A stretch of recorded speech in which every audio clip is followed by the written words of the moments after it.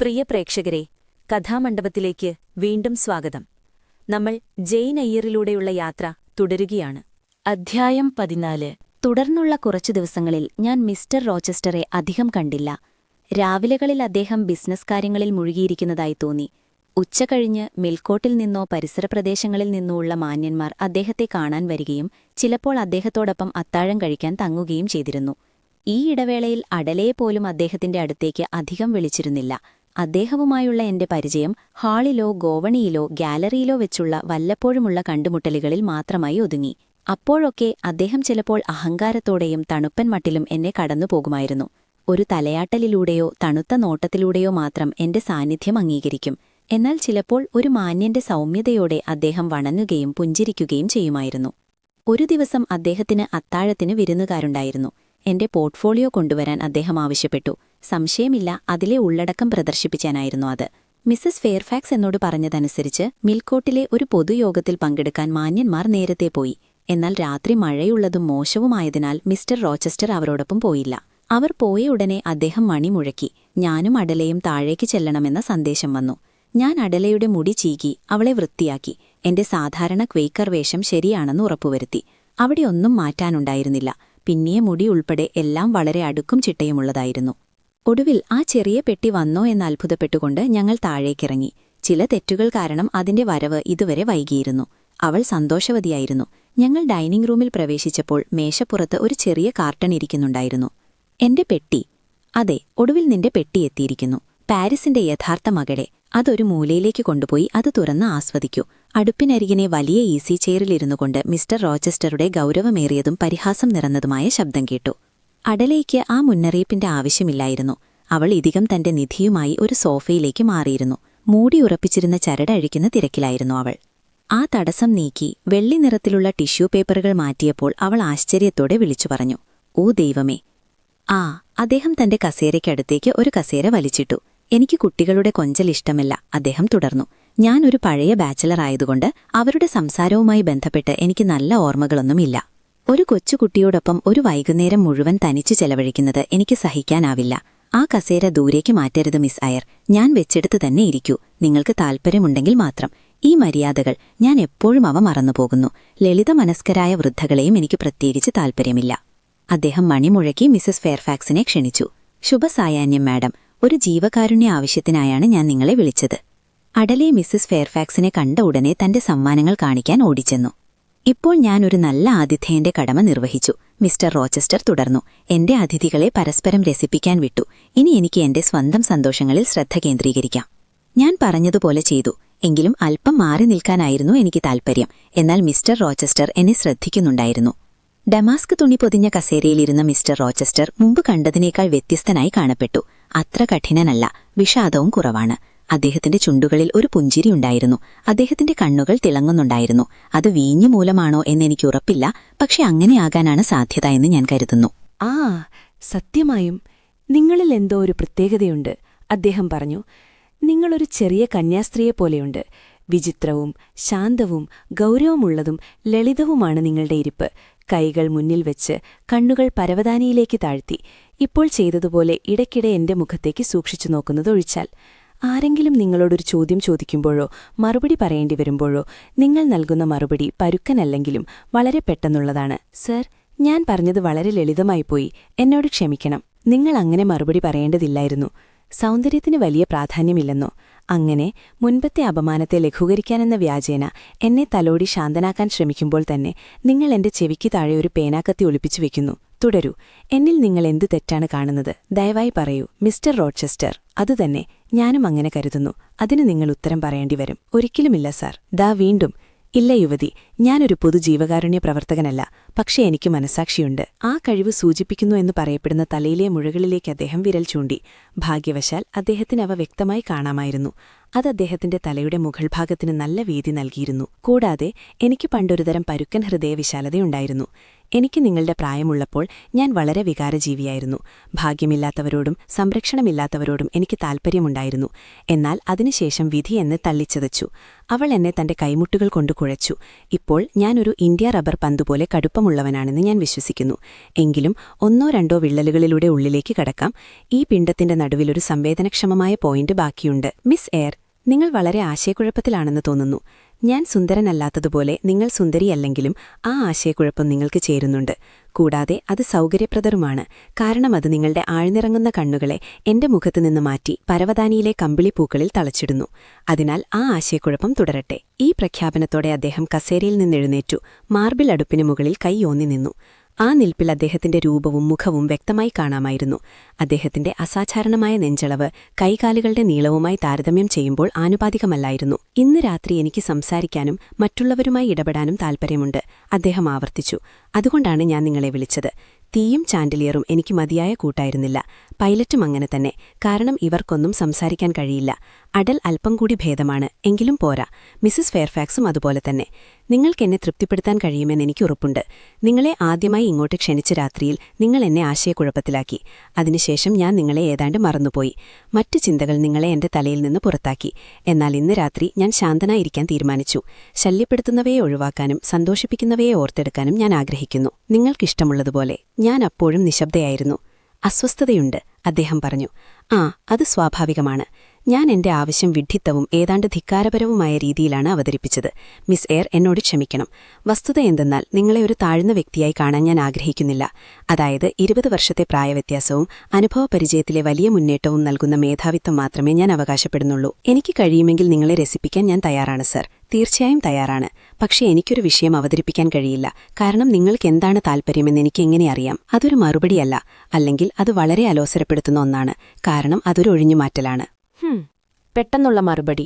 പക്ഷേ ഞാനത് അനുവദിക്കില്ല. കാരണം എന്റെ കാര്യത്തിൽ അതൊട്ടും ചേരില്ല. ആ 2 നേട്ടങ്ങളും ഞാൻ മോശമായ രീതിയിലാണ് ഉപയോഗിച്ചത്. അപ്പോൾ മേധാവിത്വത്തിന്റെ കാര്യം വിട്ടേക്കുക. എങ്കിലും എന്റെ ആജ്ഞാസ്വരത്തിൽ പ്രകോപിതയാകാതെയോ വിഷമിക്കാതെയോ ഇടയ്ക്കിടെ എന്റെ ഉത്തരവുകൾ സ്വീകരിക്കാൻ നിങ്ങൾ സമ്മതിക്കണം. ഞാൻ പുഞ്ചിരിച്ചു. മിസ്റ്റർ റോച്ചസ്റ്റർ വളരെ വിചിത്രനാണെന്ന് ഞാൻ ഉള്ളിൽ കരുതി.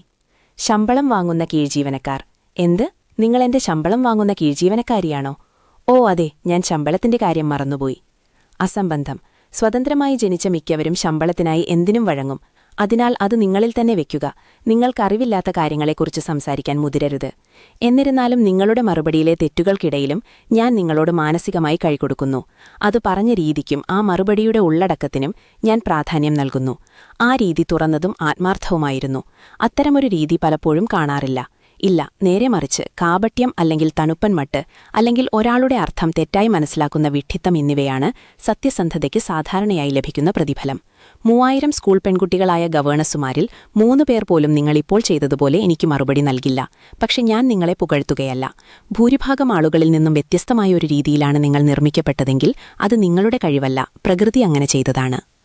നിങ്ങളും അങ്ങനെ തന്നെയാകാം, ഞാൻ ചിന്തിച്ചു. ആ ചിന്ത എന്റെ മനസ്സിലൂടെ കടന്നുപോയപ്പോൾ എന്റെ കണ്ണുകൾ അദ്ദേഹത്തിന്റേതുമായി ഉടക്കി. അദ്ദേഹം ആ നോട്ടം വായിച്ചതുപോലെ തോന്നി. അതിന്റെ അർത്ഥം ഭാവനയിൽ മാത്രമല്ല, വാക്കുകളിലൂടെയും പ്രകടിപ്പിക്കപ്പെട്ടതുപോലെ അദ്ദേഹം മറുപടി നൽകി. അതെ അതെ, നിങ്ങൾ പറയുന്നത് ശരിയാണ്, അദ്ദേഹം പറഞ്ഞു. എനിക്ക് എന്റേതായ ധാരാളം തെറ്റുകളുണ്ട്, എനിക്കതറിയാം. അവയെ ലഘൂകരിക്കാൻ ഞാൻ ആഗ്രഹിക്കുന്നില്ല. ഞാൻ നിങ്ങൾക്ക് ഉറപ്പു നൽകുന്നു. മറ്റുള്ളവരോട് അമിതമായി കടുപ്പത്തിൽ പെരുമാറേണ്ട ആവശ്യം എനിക്കില്ലെന്ന് ദൈവത്തിനറിയാം. എന്റെ സ്വന്തം ഹൃദയത്തിനുള്ളിൽ ചിന്തിക്കാൻ എനിക്കൊരു ഭൂതകാലമുണ്ട്. ഒരു കൂട്ടം പ്രവൃത്തികളുണ്ട്. ജീവിതത്തിന്റെ ഒരു നിറമുണ്ട്. അതെന്റെ അയൽക്കാരെ പരിഹസിക്കുന്നതിനും കുറ്റപ്പെടുത്തുന്നതിനും പകരം എന്നെ തന്നെ കുറ്റപ്പെടുത്താൻ പ്രേരിപ്പിക്കും. 21ാം വയസ്സിൽ ഞാനൊരു തെറ്റായ വഴിയിലൂടെ സഞ്ചരിക്കാൻ തുടങ്ങി. അല്ലെങ്കിൽ മറ്റു കുറ്റവാളികളെപ്പോലെ പകുതി പഴി നിർഭാഗ്യത്തിലും പ്രതികൂല സാഹചര്യങ്ങളിലും ചുമത്താൻ ഞാൻ ഇഷ്ടപ്പെടുന്നു. ആ വഴിയിലേക്ക് തള്ളപ്പെട്ടു. അതിനുശേഷം ഒരിക്കലും ശരിയായ പാതയിലേക്ക് മടങ്ങിവരാൻ എനിക്ക് കഴിഞ്ഞിട്ടില്ല. എന്നാൽ എനിക്ക് വളരെ വ്യത്യസ്തനാകാമായിരുന്നു. എനിക്ക് നിങ്ങളെപ്പോലെ നല്ലവനാകാമായിരുന്നു. കൂടുതൽ ജ്ഞാനിയാകാമായിരുന്നു. ഏതാണ്ട് കളങ്കമില്ലാത്തവനാകാമായിരുന്നു. നിങ്ങളുടെ മനസ്സമാധാനത്തെയും ശുദ്ധമായ മനസാക്ഷിയെയും മലിനമാകാത്ത ഓർമ്മകളെയും ഞാൻ അസൂയയോടെ നോക്കുന്നു. ശരിയാണ്, തെളിഞ്ഞതും ആരോഗ്യകരവുമാണ്. മലിനജലത്തിന്റെ കുത്തൊഴുക്ക് അതിനെ ഒരു ദുർഗന്ധമുള്ള കുളമാക്കി മാറ്റിയിട്ടില്ല. 18-ാം വയസ്സിൽ ഞാൻ നിങ്ങളുടെ തുല്യനായിരുന്നു, തികച്ചും തുല്യൻ. മിസ് അയർ, പ്രകൃതി എന്നെ മൊത്തത്തിൽ ഒരു നല്ല മനുഷ്യനാക്കാനാണ് ഉദ്ദേശിച്ചത്, മെച്ചപ്പെട്ട തരത്തിലുള്ള ഒരാൾ. എന്നാൽ ഞാൻ അങ്ങനെയല്ലെന്ന് നിങ്ങൾ കാണുന്നു. നിങ്ങളത് കാണുന്നില്ലെന്ന് പറഞ്ഞേക്കാം. കുറഞ്ഞപക്ഷം നിങ്ങളുടെ കണ്ണുകളിൽ ഞാനത് വായിക്കുന്നുണ്ടെന്ന് ഞാൻ കരുതുന്നു. അതുകൊണ്ട് സൂക്ഷിക്കുക. ആ അവയവം കൊണ്ട് നിങ്ങൾ എന്താണ് പ്രകടിപ്പിക്കുന്നതെന്ന് അതിന്റെ ഭാഷ വ്യാഖ്യാനിക്കാൻ എനിക്ക് വേഗതയുണ്ട്. എങ്കിൽ എന്റെ വാക്ക് വിശ്വസിക്കൂ. ഞാനൊരു വില്ലനല്ല. നിങ്ങൾ അങ്ങനെ കരുതരുത്. അത്തരമൊരു മോശം സ്ഥാനം എനിക്ക് നൽകരുത്. എന്നാൽ എന്റെ സ്വാഭാവിക പ്രവണതയേക്കാൾ സാഹചര്യങ്ങൾ കാരണമാണ് ഞാനൊരു സാധാരണ പാപിയായി മാറിയതെന്ന് ഞാൻ വിശ്വസിക്കുന്നു. സമ്പന്നരും വിലകെട്ടവരും ജീവിതം തള്ളി നീക്കാൻ ശ്രമിക്കുന്ന എല്ലാ നിസാര വിനോദങ്ങളിലും ഞാൻ മുഴുകിയിരിക്കുന്നു. ഞാനിത് നിങ്ങളോട് തുറന്നു പറയുന്നതിൽ നിങ്ങൾ അത്ഭുതപ്പെടുന്നുണ്ടോ? എനിക്കതറിയാം. അതിനാൽ ഒരു ഡയറിയിൽ എന്റെ ചിന്തകൾ എഴുതുന്നതുപോലെ ഞാൻ സ്വതന്ത്രമായി സംസാരിക്കുന്നു. സാഹചര്യങ്ങൾക്ക് മുകളിൽ നിൽക്കാൻ എനിക്ക് കഴിയണമായിരുന്നു എന്ന് നിങ്ങൾ പറയുമായിരിക്കും. അതെ, എനിക്ക് കഴിയണമായിരുന്നു.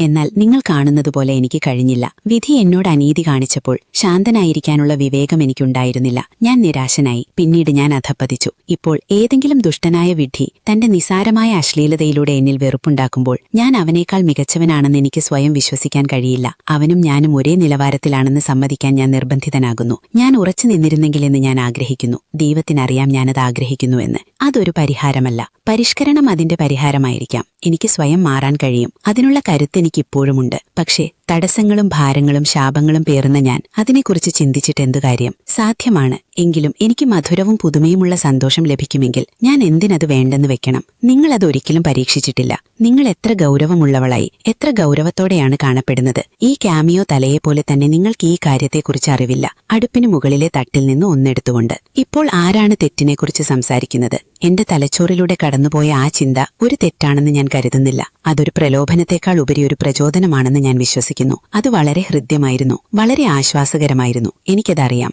അത് വീണ്ടും വരുന്നു. അത് പിശാചല്ല. ഞാൻ നിങ്ങൾക്ക് ഉറപ്പു നൽകുന്നു. ഇനി അങ്ങനെയാണെങ്കിൽ തന്നെ അത് പ്രകാശത്തിന്റെ മാലാഖയുടെ വസ്ത്രം ധരിച്ചിരിക്കുന്നു. ഒരിക്കൽ കൂടി ചോദിക്കുന്നു, നിങ്ങൾക്ക് എങ്ങനെ അറിയാം? നിങ്ങളുടെ മുഖഭാവത്തിൽ നിന്നാണ് ഞാനത് മനസ്സിലാക്കിയത്, സർ. ആ നിർദ്ദേശം നിങ്ങളിലേക്ക് മടങ്ങി വന്നു എന്ന് പറഞ്ഞപ്പോൾ നിങ്ങളുടെ മുഖം അസ്വസ്ഥമായിരുന്നു. ഒരിക്കലുമല്ല. അത് ലോകത്തിലെ ഏറ്റവും മനോഹരമായ സന്ദേശമാണ് വഹിക്കുന്നത്. ബാക്കിയുള്ള കാര്യങ്ങളിൽ നിങ്ങൾ എന്റെ മനസാക്ഷിയുടെ സൂക്ഷിപ്പുകാരിയല്ല. അതിനാൽ നിങ്ങൾ അസ്വസ്ഥയാകേണ്ടതില്ല. ഇപ്പോൾ എന്നെ അഭിസംബോധന ചെയ്തുകൊണ്ട് അദ്ദേഹം തുടർന്നു. എനിക്ക് ആ തീർത്ഥാടകനെ ലഭിച്ചു.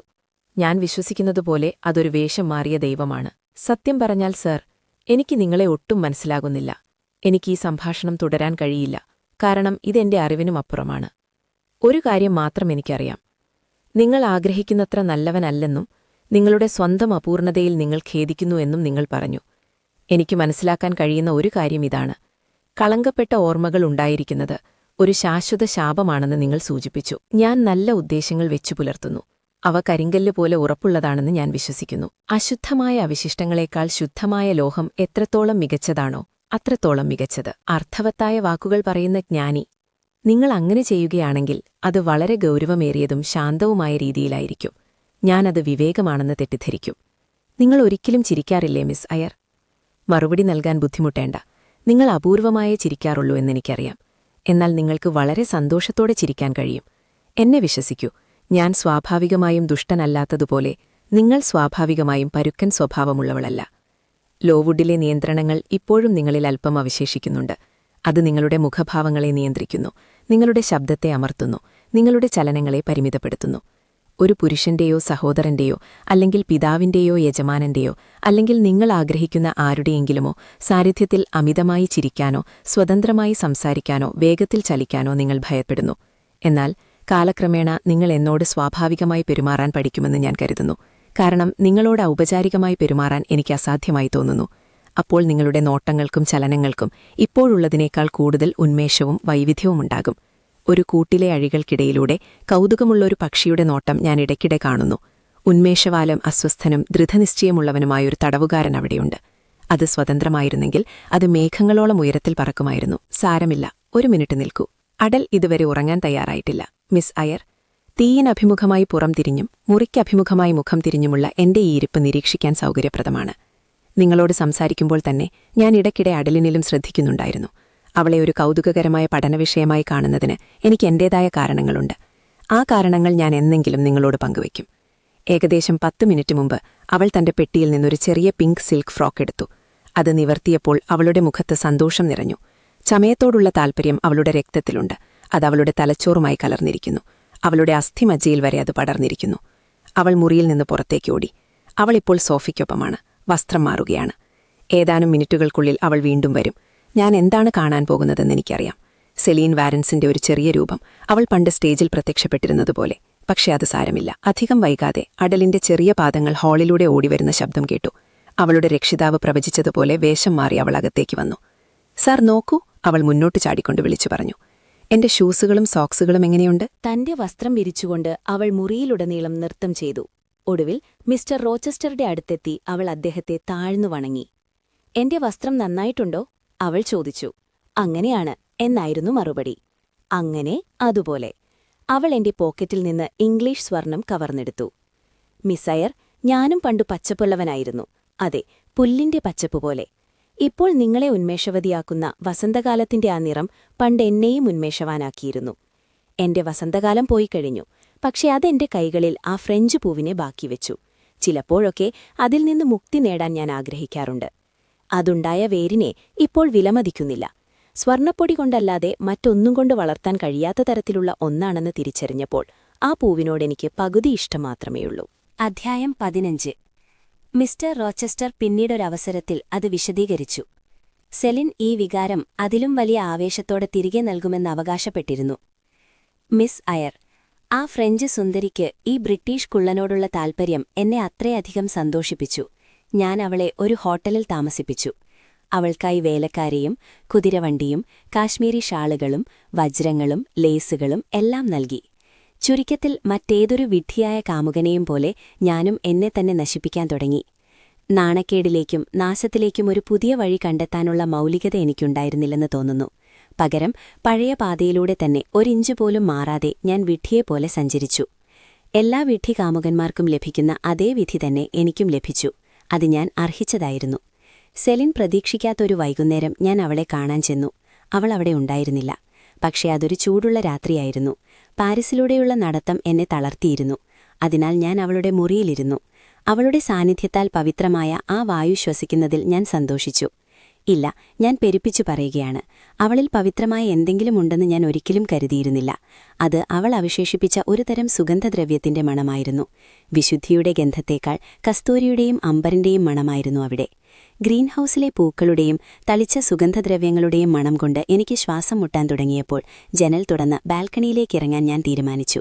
അവിടെ നിലാവും ഗ്യാസ് വിളക്കുകളുടെ വെളിച്ചവും ഉണ്ടായിരുന്നു. പ്രദേശം വളരെ ശാന്തവും സുന്ദരവുമായിരുന്നു. ഇവിടെ അദ്ദേഹം അല്പനേരം നിർത്തി. ഒരു സിഗാർ എടുത്ത് കത്തിച്ചു. അത് ചുണ്ടോട് ചേർത്ത് തണുത്തുറഞ്ഞതും സൂര്യപ്രകാശമില്ലാത്തതുമായ ആ വായുവിലേക്ക് പുക ഊതിനിട്ടുകൊണ്ട് അദ്ദേഹം തുടർന്നു. മിസ് അയർ, ആ കാലത്ത് എനിക്ക് മിഠായികളും ഇഷ്ടമായിരുന്നു. ഞാൻ ചോക്ലേറ്റ് മിഠായികൾ കടിച്ചു തിന്നുകയും ആ പ്രയോഗം ക്ഷമിക്കണം സിഗാർ വലിക്കുകയും മാറി മാറി ചെയ്തുകൊണ്ട് അടുത്തുള്ള ഓപ്പറ ഹൌസിലേക്ക് പോകുന്ന വണ്ടികളെ നിരീക്ഷിച്ചിരിക്കുകയായിരുന്നു.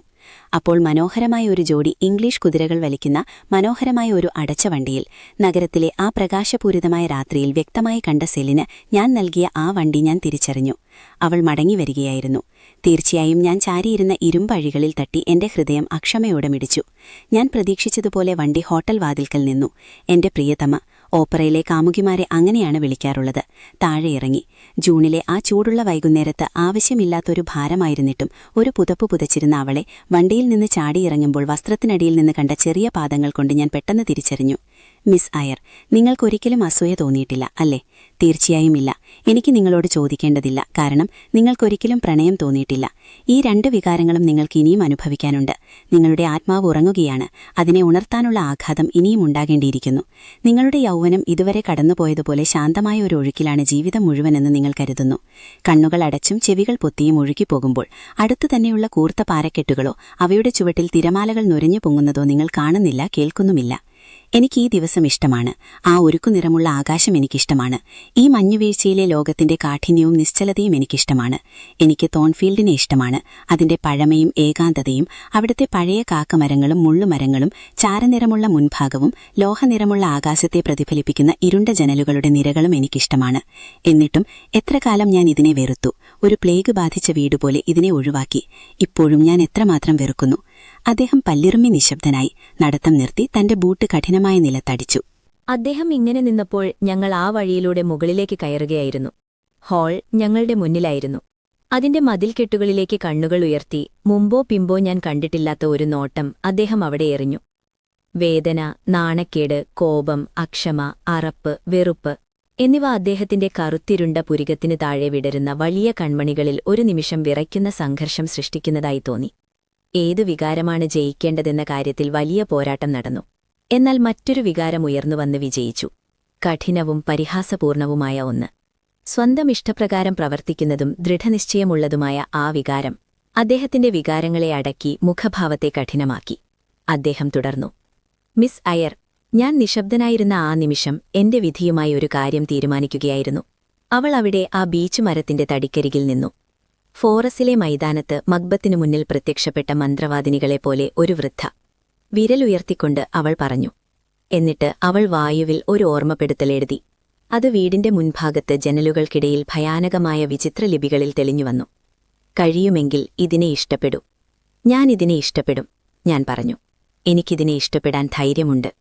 കൂടാതെ അദ്ദേഹം വിഷാദത്തോടെ കൂട്ടിച്ചേർത്തു, ഞാൻ എന്റെ വാക്ക് പാലിക്കും. സന്തോഷത്തിലേക്കും നന്മയിലേക്കുമുള്ള തടസ്സങ്ങൾ ഞാൻ തകർക്കും. അതെ, നന്മയിലേക്ക്. അടിൽ തന്റെ ഷട്ടിൽക്കോക്കുമായി അദ്ദേഹത്തിനു മുന്നിലൂടെ ഓടി. നിശബ്ദനായി നടത്തം തുടർന്നപ്പോൾ അദ്ദേഹം പെട്ടെന്ന് നിർത്തിയയിടത്ത് നിന്ന് സംസാരം തുടരാൻ ഞാൻ ശ്രമിച്ചു. മദാമോസിൽ വന്നപ്പോൾ നിങ്ങൾ ബാൽക്കണിയിൽ നിന്ന് മാറിയോ സർ? ഞാൻ ചോദിച്ചു. അസമയത്തുള്ള ഈ ചോദ്യത്തിനൊരു ശകാരം ഞാൻ പ്രതീക്ഷിച്ചു. എന്നാൽ അതിനു വിപരീതമായി തന്റെ ഗൗരവമേറിയ ചിന്തകളിൽ നിന്നുണർന്ന് അദ്ദേഹം എന്നെ നോക്കി. നെറ്റിയിലെ ആ നിഴൽ മാറുന്നതായി തോന്നി. ഓ, ഞാൻ സെലിനെ മറന്നുപോയി. ശരി, നമുക്ക് തുടരാം. എന്റെ പ്രിയതമ മറ്റൊരു പുരുഷനോടൊപ്പം വരുന്നത് കണ്ടപ്പോൾ ഒരു ചീറ്റൽ കേൾക്കുന്നതുപോലെ എനിക്ക് തോന്നി. അസൂയയുടെ പച്ചപ്പാമ്പ് നിലാവുള്ള ബാൽക്കണിയിൽ നിന്ന് വളഞ്ഞു പുഴഞ്ഞ് ഇഴഞ്ഞുവന്ന് എന്റെ കോട്ടിനുള്ളിലൂടെ കയറി 2 മിനിറ്റിനുള്ളിൽ എന്റെ ഹൃദയത്തിലേക്ക് തുളച്ചു കയറി. അദ്ദേഹം പെട്ടെന്ന് വീണ്ടും പറഞ്ഞു തുടങ്ങി. യുവതി, ഇതെല്ലാം പറയാൻ, രഹസ്യങ്ങൾ പങ്കുവയ്ക്കാൻ ഞാൻ നിങ്ങളെ തിരഞ്ഞെടുത്തത് വിചിത്രമാണ്. എന്നെപ്പോലൊരു മനുഷ്യൻ തന്റെ കാമുകികളുടെ കഥകൾ നിങ്ങളെപ്പോലൊരു വിചിത്ര സ്വഭാവമുള്ളവളും അനുഭവപരിചയമില്ലാത്തവളുമായ പെൺകുട്ടിയോട് പറയുന്നത് ലോകത്തിലെ ഏറ്റവും സാധാരണമായ കാര്യമാണെന്ന മട്ടിൽ നിങ്ങൾ ശാന്തമായി കേട്ടിരിക്കുന്നത് അതിലും വിചിത്രമാണ്. എന്നാൽ ഞാൻ മുമ്പ് സൂചിപ്പിച്ചതുപോലെ രണ്ടാമത്തെ വിചിത്രത ആദ്യത്തേതിനെ വിശദീകരിക്കുന്നു. നിങ്ങളുടെ ഗൗരവവും വിവേകവും ജാഗ്രതയും രഹസ്യങ്ങൾ സ്വീകരിക്കാൻ നിങ്ങളെ പ്രാപ്തയാക്കുന്നു. കൂടാതെ എന്റെ മനസ്സിനോട് സംവദിക്കാൻ ഞാൻ തിരഞ്ഞെടുത്ത മനസ്സ് എങ്ങനെയുള്ളതാണെന്ന് എനിക്കറിയാം. അത് ദോഷഫലങ്ങളേൽക്കാത്ത മനസ്സാണ്. അതൊരു പ്രത്യേക മനസ്സാണ്. അത് അതുല്യമാണ്. ഭാഗ്യവശാൽ അതിനെ ഉപദ്രവിക്കാൻ ഞാൻ ഉദ്ദേശിക്കുന്നില്ല. എന്നാൽ ഞാൻ അങ്ങനെ ചെയ്താലും എന്നിൽ നിന്ന് അതിന് ദോഷം സംഭവിക്കില്ല. ഈ സംസാരത്തിനു ശേഷം അദ്ദേഹം തുടർന്നു. ഞാൻ ബാൽക്കണിയിൽ തന്നെ നിന്നു. തുറന്ന ജനലിലൂടെ കൈ അകത്തേക്കിട്ട് ഞാൻ തിരശീല വലിച്ചിട്ടു. എനിക്ക് നിരീക്ഷിക്കാൻ കഴിയുന്ന ഒരു ചെറിയ വിടവ് മാത്രം ബാക്കിവെച്ചു. കാമുകന്മാരുടെ രഹസ്യ സംഭാഷണങ്ങൾ പുറത്തുവരാൻ പാകത്തിന് ഒരു ചെറിയ വിടവ് മാത്രമിട്ട് ഞാൻ ജനലടച്ചു. എന്നിട്ട് ഞാൻ പതുക്കെ എന്റെ കസേരയിലേക്ക് മടങ്ങിപ്പോയി. ഞാൻ അവിടെ ഇരുന്നപ്പോഴേക്കും അവർ രണ്ടുപേരും അകത്തേക്ക് വന്നു. എന്റെ കണ്ണുകൾ ആ വിടവിലൂടെ നോക്കി. സെലിന്റെ വേലക്കാരി അകത്തുവന്ന് ഒരു വിളക്കു കത്തിച്ച് മേശപ്പുറത്തിരച്ചിട്ട് പുറത്തുപോയി. ആ ദമ്പതികളെ എനിക്ക് വ്യക്തമായി കാണാമായിരുന്നു. രണ്ടുപേരും തങ്ങളുടെ പുതപ്പുകൾ മാറ്റി. അവിടെ സാറ്റിൻ വസ്ത്രത്തിലും ആഭരണങ്ങളിലും തിളങ്ങുന്ന വാരൻസ് ഉണ്ടായിരുന്നു. തീർച്ചയായും അവ എന്റെ സമ്മാനങ്ങളായിരുന്നു. അവളോടൊപ്പം ഒരു ഓഫീസറുടെ യൂണിഫോം ധരിച്ച ഒരാളുമുണ്ടായിരുന്നു. അവൻ ധൂർത്തനായ ഒരു യുവ വൈക്കൗണ്ടാണെന്ന് എനിക്ക് മനസ്സിലായി. ബുദ്ധിയില്ലാത്തവനും ദുഷ്ടനുമായ ഒരു യുവാവ്. അവനെ ഞാൻ പലപ്പോഴും കണ്ടിട്ടുണ്ട്. അവനെ ഞാൻ അത്രയധികം പുച്ഛിച്ചിരുന്നതിനാൽ അവനോടെനിക്ക് വെറുപ്പ് തോന്നിയിരുന്നില്ല. അവനെ തിരിച്ചറിഞ്ഞപ്പോൾ അസൂയ എന്ന പാമ്പിന്റെ വിഷപ്പല്ല് ഒടിഞ്ഞുപോയി. കാരണം അതേ നിമിഷം തന്നെ സെലിനോടുള്ള എന്റെ പ്രണയം അണഞ്ഞുപോയി. അവർ സംസാരിക്കാൻ തുടങ്ങി. അവരുടെ സംഭാഷണം എനിക്ക് വലിയ ആശ്വാസം നൽകി. നിസ്സാരവും സ്വാർത്ഥവും ഹൃദയശൂന്യവും അർത്ഥശൂന്യവുമായ ആ സംസാരം കേൾക്കുന്നവർക്ക് ദേഷ്യത്തേക്കാൾ മടുപ്പാണുണ്ടാക്കുക. എന്റെ ഒരു കാർഡ് മേശപ്പുറത്തിരിപ്പുണ്ടായിരുന്നു. അത് കണ്ടപ്പോൾ അവർ എന്നെക്കുറിച്ച് സംസാരിക്കാൻ തുടങ്ങി. എന്നെ ശരിയായി പ്രഹരിക്കാനുള്ള ബുദ്ധിയോ കഴിവോ അവർക്കില്ലായിരുന്നു. എങ്കിലും അവർക്ക് കഴിയുന്ന രീതിയിൽ അവരെന്നെ അധിക്ഷേപിച്ചു. പ്രത്യേകിച്ച് സെലിൽ. ജനൽ തുറന്ന് ഞാൻ അവരുടെ അടുത്തേക്ക് നടന്നു ചെന്നു. സെലീനെ എന്റെ സംരക്ഷണത്തിൽ നിന്ന് മോചിപ്പിച്ചു. ഹോട്ടൽ ഒഴിയാൻ അവൾക്ക് നോട്ടീസ് നൽകി. അടിയന്തര ആവശ്യങ്ങൾക്കായി അവൾക്കൊരു പൈസ നൽകി.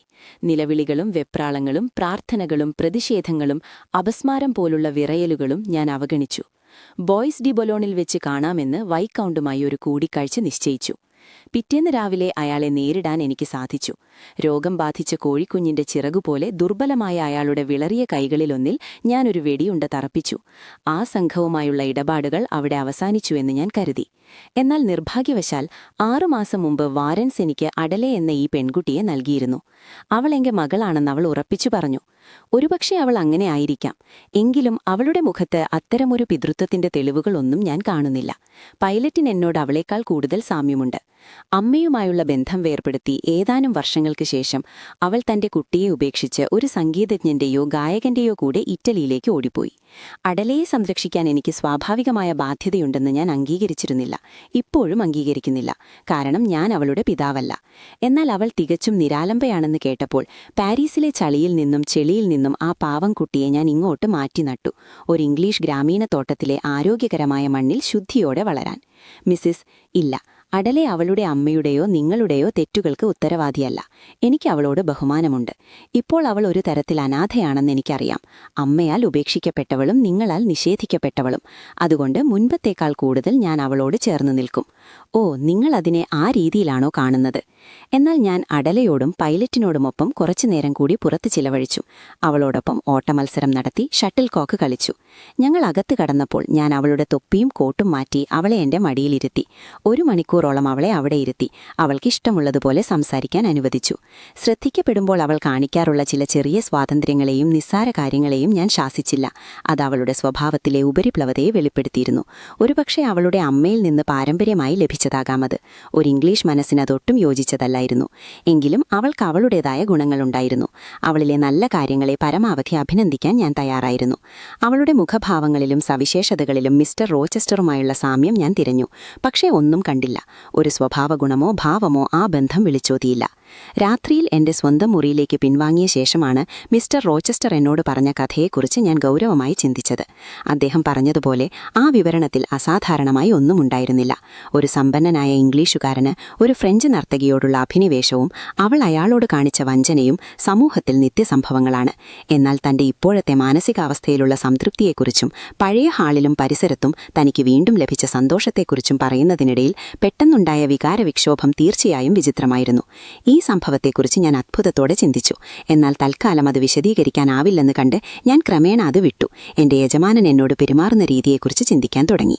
എന്നിൽ അർപ്പിക്കാൻ അദ്ദേഹം തീരുമാനിച്ച ആത്മവിശ്വാസം എന്റെ വിവേകത്തിനുള്ള അംഗീകാരമായി എനിക്ക് തോന്നി. ഞാൻ അതിനെ അങ്ങനെ തന്നെ കാണുകയും സ്വീകരിക്കുകയും ചെയ്തു. ആദ്യത്തേതിനേക്കാൾ ഇപ്പോൾ കുറച്ചാഴ്ചകളായി എന്നോടുള്ള അദ്ദേഹത്തിന്റെ പെരുമാറ്റം കൂടുതൽ ഒരേപോലെയുള്ളതായിരുന്നു. ഞാൻ താരതമ്യേന കുറച്ചേ സംസാരിച്ചിരുന്നുള്ളൂ. പക്ഷേ അദ്ദേഹം ആസ്വദിച്ച് സംസാരിക്കുന്നത് ഞാൻ കേട്ടു. അദ്ദേഹത്തിന്റെ പെരുമാറ്റത്തിലെ ലാളിത്യം എന്നെ വേദനാജനകമായ നിയന്ത്രണങ്ങളിൽ നിന്ന് മോചിപ്പിച്ചു. അദ്ദേഹം എന്നോട് കാണിച്ച സൗഹൃദപരമായ തുറന്ന മനസ്സ് എന്നെ അദ്ദേഹത്തിലേക്ക് അടുപ്പിച്ചു. അദ്ദേഹം എന്റെ യജമാനനേക്കാൾ ഉപരി ഒരു ബന്ധുവാണെന്ന് എനിക്ക് ചിലപ്പോൾ തോന്നി. എങ്കിലും അദ്ദേഹം ചിലപ്പോൾ ഇപ്പോഴും അധികാരഭാവം കാണിച്ചിരുന്നു. പക്ഷെ ഞാനത് കാര്യമാക്കിയില്ല. അത് അദ്ദേഹത്തിന്റെ രീതിയാണെന്ന് ഞാൻ മനസ്സിലാക്കി. ഇപ്പോൾ മിസ്റ്റർ റോച്ചസ്റ്റർ എന്റെ കണ്ണുകളിൽ വിരൂപനായിരുന്നോ? അല്ല, വായനക്കാരെ. നന്ദിയും സന്തോഷകരവും ഹൃദ്യവുമായ നിരവധി ഓർമ്മകളും അദ്ദേഹത്തിന്റെ മുഖത്തെ എനിക്ക് ഏറ്റവും ഇഷ്ടപ്പെട്ട കാഴ്ചയാക്കി മാറ്റി. ഒരു മുറിയിലെ അദ്ദേഹത്തിന്റെ സാന്നിധ്യം ഏറ്റവും തിളക്കമുള്ള തീയേക്കാൾ ആശ്വാസകരമായിരുന്നു. എങ്കിലും അദ്ദേഹത്തിന്റെ തെറ്റുകൾ ഞാൻ മറന്നിരുന്നില്ല. സത്യത്തിൽ എനിക്കതിന് കഴിയില്ലായിരുന്നു. കാരണം അദ്ദേഹം അവ പലപ്പോഴും എന്റെ മുന്നിൽ കൊണ്ടുവന്നിരുന്നു. അദ്ദേഹം അഭിമാനിയും പരിഹാസിയും എല്ലാത്തരം താഴ്ന്ന നിലവാരങ്ങളോടും കഠിനമായി പെരുമാറുന്നവനുമായിരുന്നു. എന്നോടുള്ള അദ്ദേഹത്തിന്റെ വലിയ ദയ മറ്റു പലരോടുമുള്ള അന്യായമായ കാർക്കശ്യത്താൽ സന്തുലിതമാണെന്ന് എന്റെ ഉള്ളിന്റെ ഉള്ളിൽ എനിക്കറിയാമായിരുന്നു. അദ്ദേഹം പെട്ടെന്ന് ഭാവം മാറുന്ന പ്രകൃതക്കാരനുമായിരുന്നു. വിവരിക്കാനാവാത്ത വിധം അങ്ങനെയായിരുന്നു. അദ്ദേഹത്തിന് വായിച്ചു കൊടുക്കാൻ വിളിക്കപ്പെട്ടപ്പോൾ 1-ലധികം തവണ അദ്ദേഹം തന്റെ ലൈബ്രറിയിൽ തനിച്ചിരുന്ന് കൈകളിൽ തല വെച്ചിരിക്കുന്നത് ഞാൻ കണ്ടു. അദ്ദേഹം തലയുയർത്തി നോക്കിയപ്പോൾ വിദ്വേഷം നിറഞ്ഞ ഒരു ഭാവം അദ്ദേഹത്തിന്റെ മുഖത്തെ കറുപ്പിച്ചിരുന്നു. എന്നാൽ അദ്ദേഹത്തിന്റെ ഈ ഭാവമാറ്റങ്ങളും കാർക്കശ്യവും മുൻപത്തെ ധാർമ്മിക പിഴവുകളും, മുൻപത്തെ എന്ന് ഞാൻ പറയുന്നു, കാരണം ഇപ്പോൾ അദ്ദേഹം അവ തിരുത്തിയതായി തോന്നി, വിധിയുടെ ഏതോ ക്രൂരമായ വിളയാട്ടത്തിൽ നിന്നാണുണ്ടായതെന്ന് ഞാൻ വിശ്വസിച്ചു.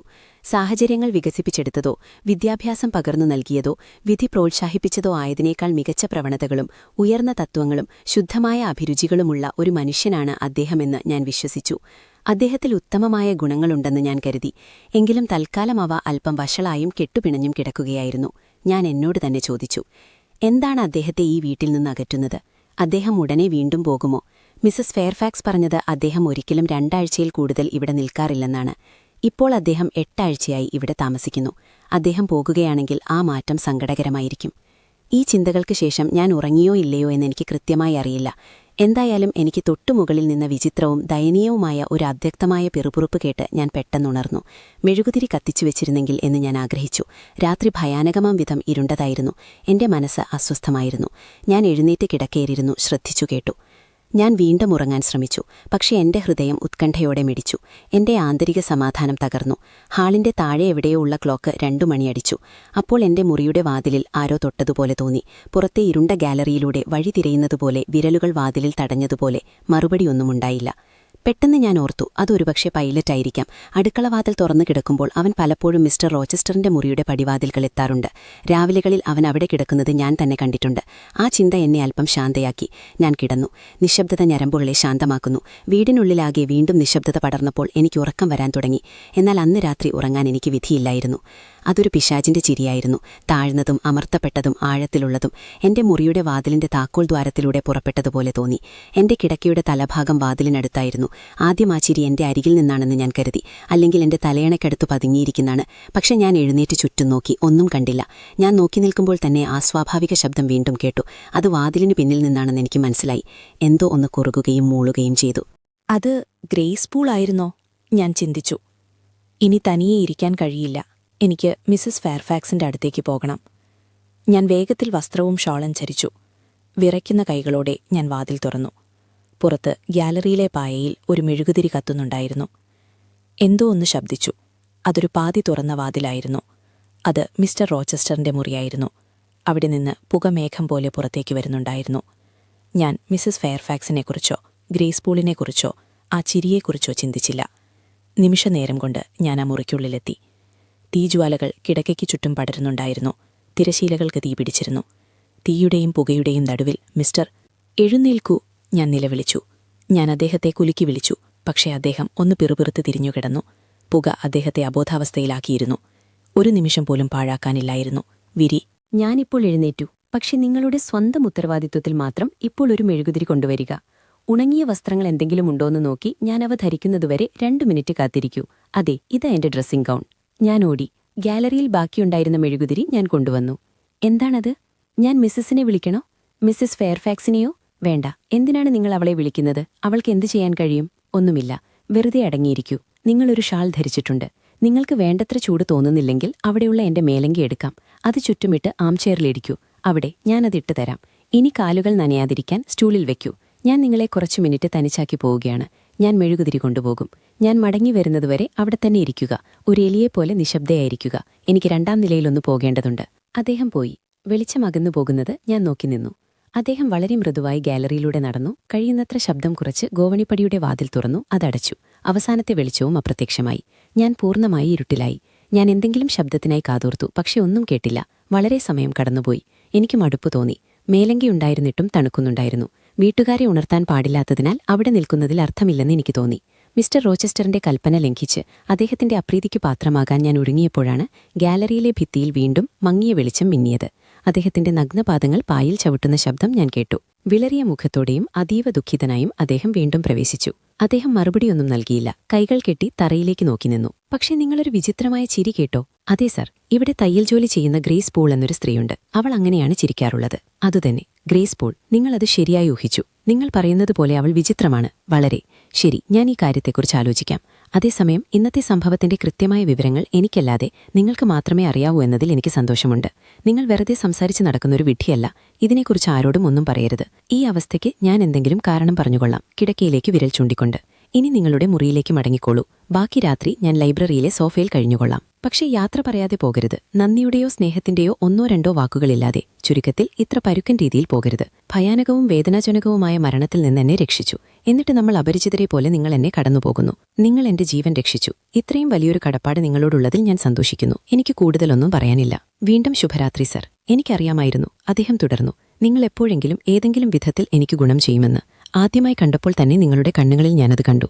അവയുടെ ഭാവവും പുഞ്ചിരിയും വെറുതെയല്ല. അദ്ദേഹം വീണ്ടും നിർത്തി. വെറുതെയല്ല, അദ്ദേഹം വേഗത്തിൽ തുടർന്നു. എന്റെ ഹൃദയത്തിന്റെ ഉള്ളിൽ ഇത്രയധികം സന്തോഷം നിറച്ചത്. സ്വാഭാവികമായ സഹാനുഭൂതികളെക്കുറിച്ച് ആളുകൾ സംസാരിക്കാറുണ്ട്. നല്ല ആത്മാക്കളെക്കുറിച്ച് ഞാൻ കേട്ടിട്ടുണ്ട്. ഏറ്റവും വിചിത്രമായ കെട്ടുകഥകളിൽ പോലും സത്യത്തിന്റെ അംശങ്ങളുണ്ട്. എന്ത്? തണുക്കുന്നുണ്ടോ? അതെ, വെള്ളക്കെട്ടിലാണ് നിൽക്കുന്നത്. പക്ഷേ അദ്ദേഹം അപ്പോഴും എന്റെ കൈപിടിച്ചിരുന്നു. എനിക്കത് വിടുവിക്കാൻ കഴിഞ്ഞില്ല.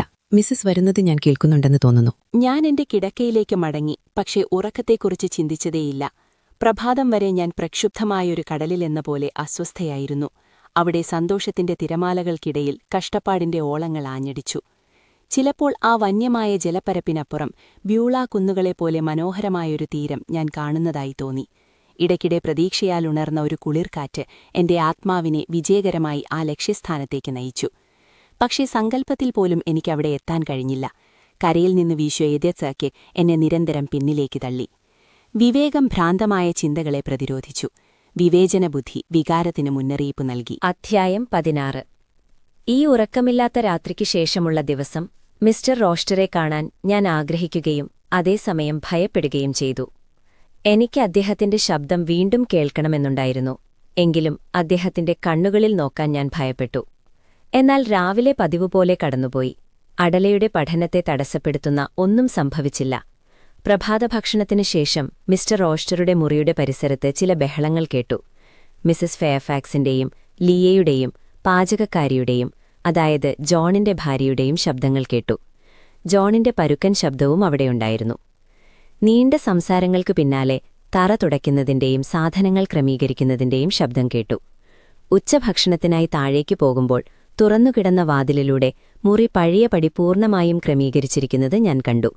കട്ടിലിലെ വിരികൾ മാത്രം മാറ്റിയിരുന്നു. ലിയ ജനൽക്കൽ നിന്ന് പുകകൊണ്ട് മങ്ങിയ ഗ്ലാസുകൾ തുടയ്ക്കുകയായിരുന്നു.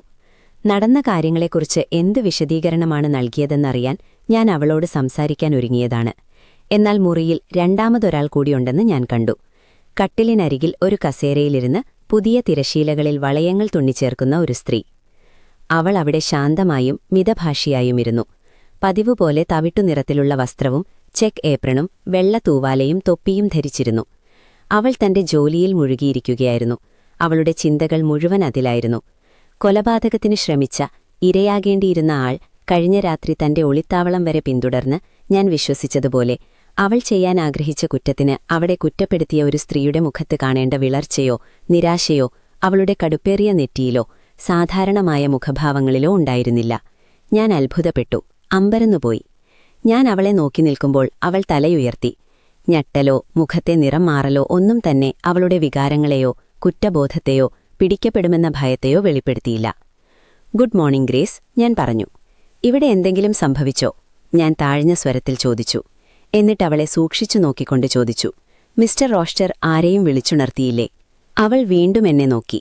ഇത്തവണ അവളുടെ നോട്ടത്തിൽ എന്തോ ഒരു തിരിച്ചറിവുണ്ടായിരുന്നു. അവൾ എന്നെ സൂക്ഷ്മമായി നിരീക്ഷിച്ചു. എന്നിട്ട് മറുപടി പറഞ്ഞു, വേലക്കാർ വളരെ ദൂരെയല്ലേ ഉറങ്ങുന്നത് മിസ്? അവർ കേൾക്കാൻ സാധ്യതയില്ല. മിസസ് ഫെയർഫാക്സിന്റെയും നിങ്ങളുടെയും മുറികളാണ് യജമാനന്റെ മുറിയോട് ഏറ്റവും അടുത്തുള്ളത്. എന്നാൽ മിസസ്, ഞാൻ സ്വപ്നം കാണുകയായിരുന്നില്ല. അവളുടെ അമിതമായ ശാന്തത എന്നെ പ്രകോപിപ്പിച്ചതുകൊണ്ട് ഞാൻ അല്പം ഗൗരവത്തിൽ പറഞ്ഞു. അവൾ എന്നെ ചോദ്യം ചെയ്യുന്നതുപോലെ തോന്നി. എന്നിൽ നിന്ന് അറിവില്ലാതെ വിവരങ്ങൾ ചോർത്താൻ ശ്രമിക്കുകയായിരുന്നു. പിശാച്!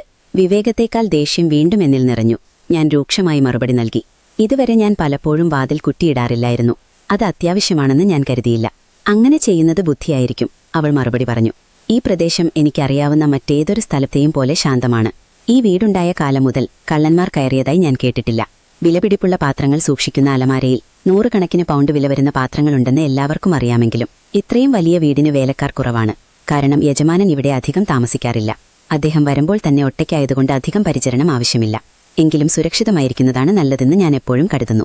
വാതിൽ വേഗത്തിൽ കുറ്റിയിടാം. പുറത്തുള്ള ഏതെങ്കിലും അപകടങ്ങളിൽ നിന്ന് രക്ഷപ്പെടാൻ ഒരു കുറ്റിയിടുന്നത് നല്ലതാണ്. മിസ്സിസ്, പാചകക്കാരി എന്റെ അടുത്തേക്ക് വന്ന് മിസ്സിസ്. ഉച്ചഭക്ഷണത്തിനിടയിൽ തിരശീലയ്ക്ക് തീപിടിച്ചതിനെക്കുറിച്ചുള്ള മിസസ് ഫെയർഫാക്സിന്റെ വിവരണം ഞാൻ ശ്രദ്ധിച്ചതേയില്ല.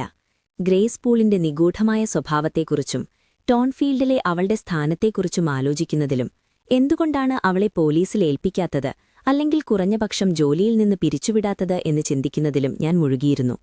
കഴിഞ്ഞ രാത്രി അവൾ കുറ്റക്കാരിയാണെന്ന് അദ്ദേഹം ഏകദേശം ഉറപ്പിച്ചു പറഞ്ഞതാണ്. പിന്നെ എന്ത് രഹസ്യകാരണമാണ് അവളെ കുറ്റപ്പെടുത്തുന്നതിൽ നിന്ന് അദ്ദേഹത്തെ തടയുന്നത്? എന്തുകൊണ്ടാണ് എന്നോടും ഇത് രഹസ്യമായി വയ്ക്കാൻ അദ്ദേഹം ആവശ്യപ്പെട്ടത്? ഗ്രേസ് പൂൾ ചെറുപ്പവും സുന്ദരിയുമായിരുന്നെങ്കിൽ വിവേകത്തെക്കാളും ഭയത്തെക്കാളും ഉപരിയായി സ്നേഹവികാരങ്ങളാണ് മിസ്റ്റർ റോസ്റ്ററെ അവൾക്കായി സ്വാധീനിക്കുന്നതെന്ന് കരുതാൻ ഞാൻ പ്രലോഭിതയായേനെ. എന്നാൽ അവളത്ര ആകർഷകമല്ലാത്ത രൂപമുള്ളവളും പ്രായമായവളുമായതുകൊണ്ട് ആ ചിന്ത അംഗീകരിക്കാനാവില്ല. എങ്കിലും ഞാൻ ചിന്തിച്ചു, അവളൊരിക്കൽ ചെറുപ്പമായിരുന്നു. അവളുടെ യൗവനം യജമാനന്റെ കാലഘട്ടത്തിനൊപ്പമായിരിക്കണം. അവൾ വർഷങ്ങളായി ഇവിടെ താമസിക്കുന്നുണ്ടെന്ന് മിസസ് ഫെയർഫാക്സ് ഒരിക്കൽ എന്നോട് പറഞ്ഞിട്ടുണ്ട്. അവൾ ഒരിക്കലും സുന്ദരിയായിരുന്നില്ലെന്ന് ഞാൻ കരുതുന്നു. എങ്കിലും എനിക്കറിയാത്ത മറ്റെന്തെങ്കിലും സവിശേഷതകളോ സ്വഭാവമഹിമയോ അവളുടെ രൂപഭംഗിയില്ലായ്മയ്ക്ക് പകരമായി ഉണ്ടായേക്കാം. മിസ്റ്റർ റോസ്റ്റർ ഉറച്ച നിലപാടുള്ളവരെയും വ്യത്യസ്തരായവരെയുമാണ് ഇഷ്ടപ്പെടുന്നത്. ഗ്രേസ് എന്തായാലും വ്യത്യസ്തയാണ്. എന്നാൽ ഈ നിഗമനത്തിലെത്തിയപ്പോൾ മിസസ് പൂളിന്റെ ചതുരാകൃതിയിലുള്ള പരന്ന രൂപവും അനാകർഷകവും വരണ്ടതും പരുക്കനുമായ മുഖവും എന്റെ മനസ്സിൽ തെളിഞ്ഞുവന്നു. അപ്പോൾ ഞാൻ കരുതി, ഇല്ല, അസാധ്യം. എന്റെ ഊഹം ശരിയാകാൻ വഴിയില്ല.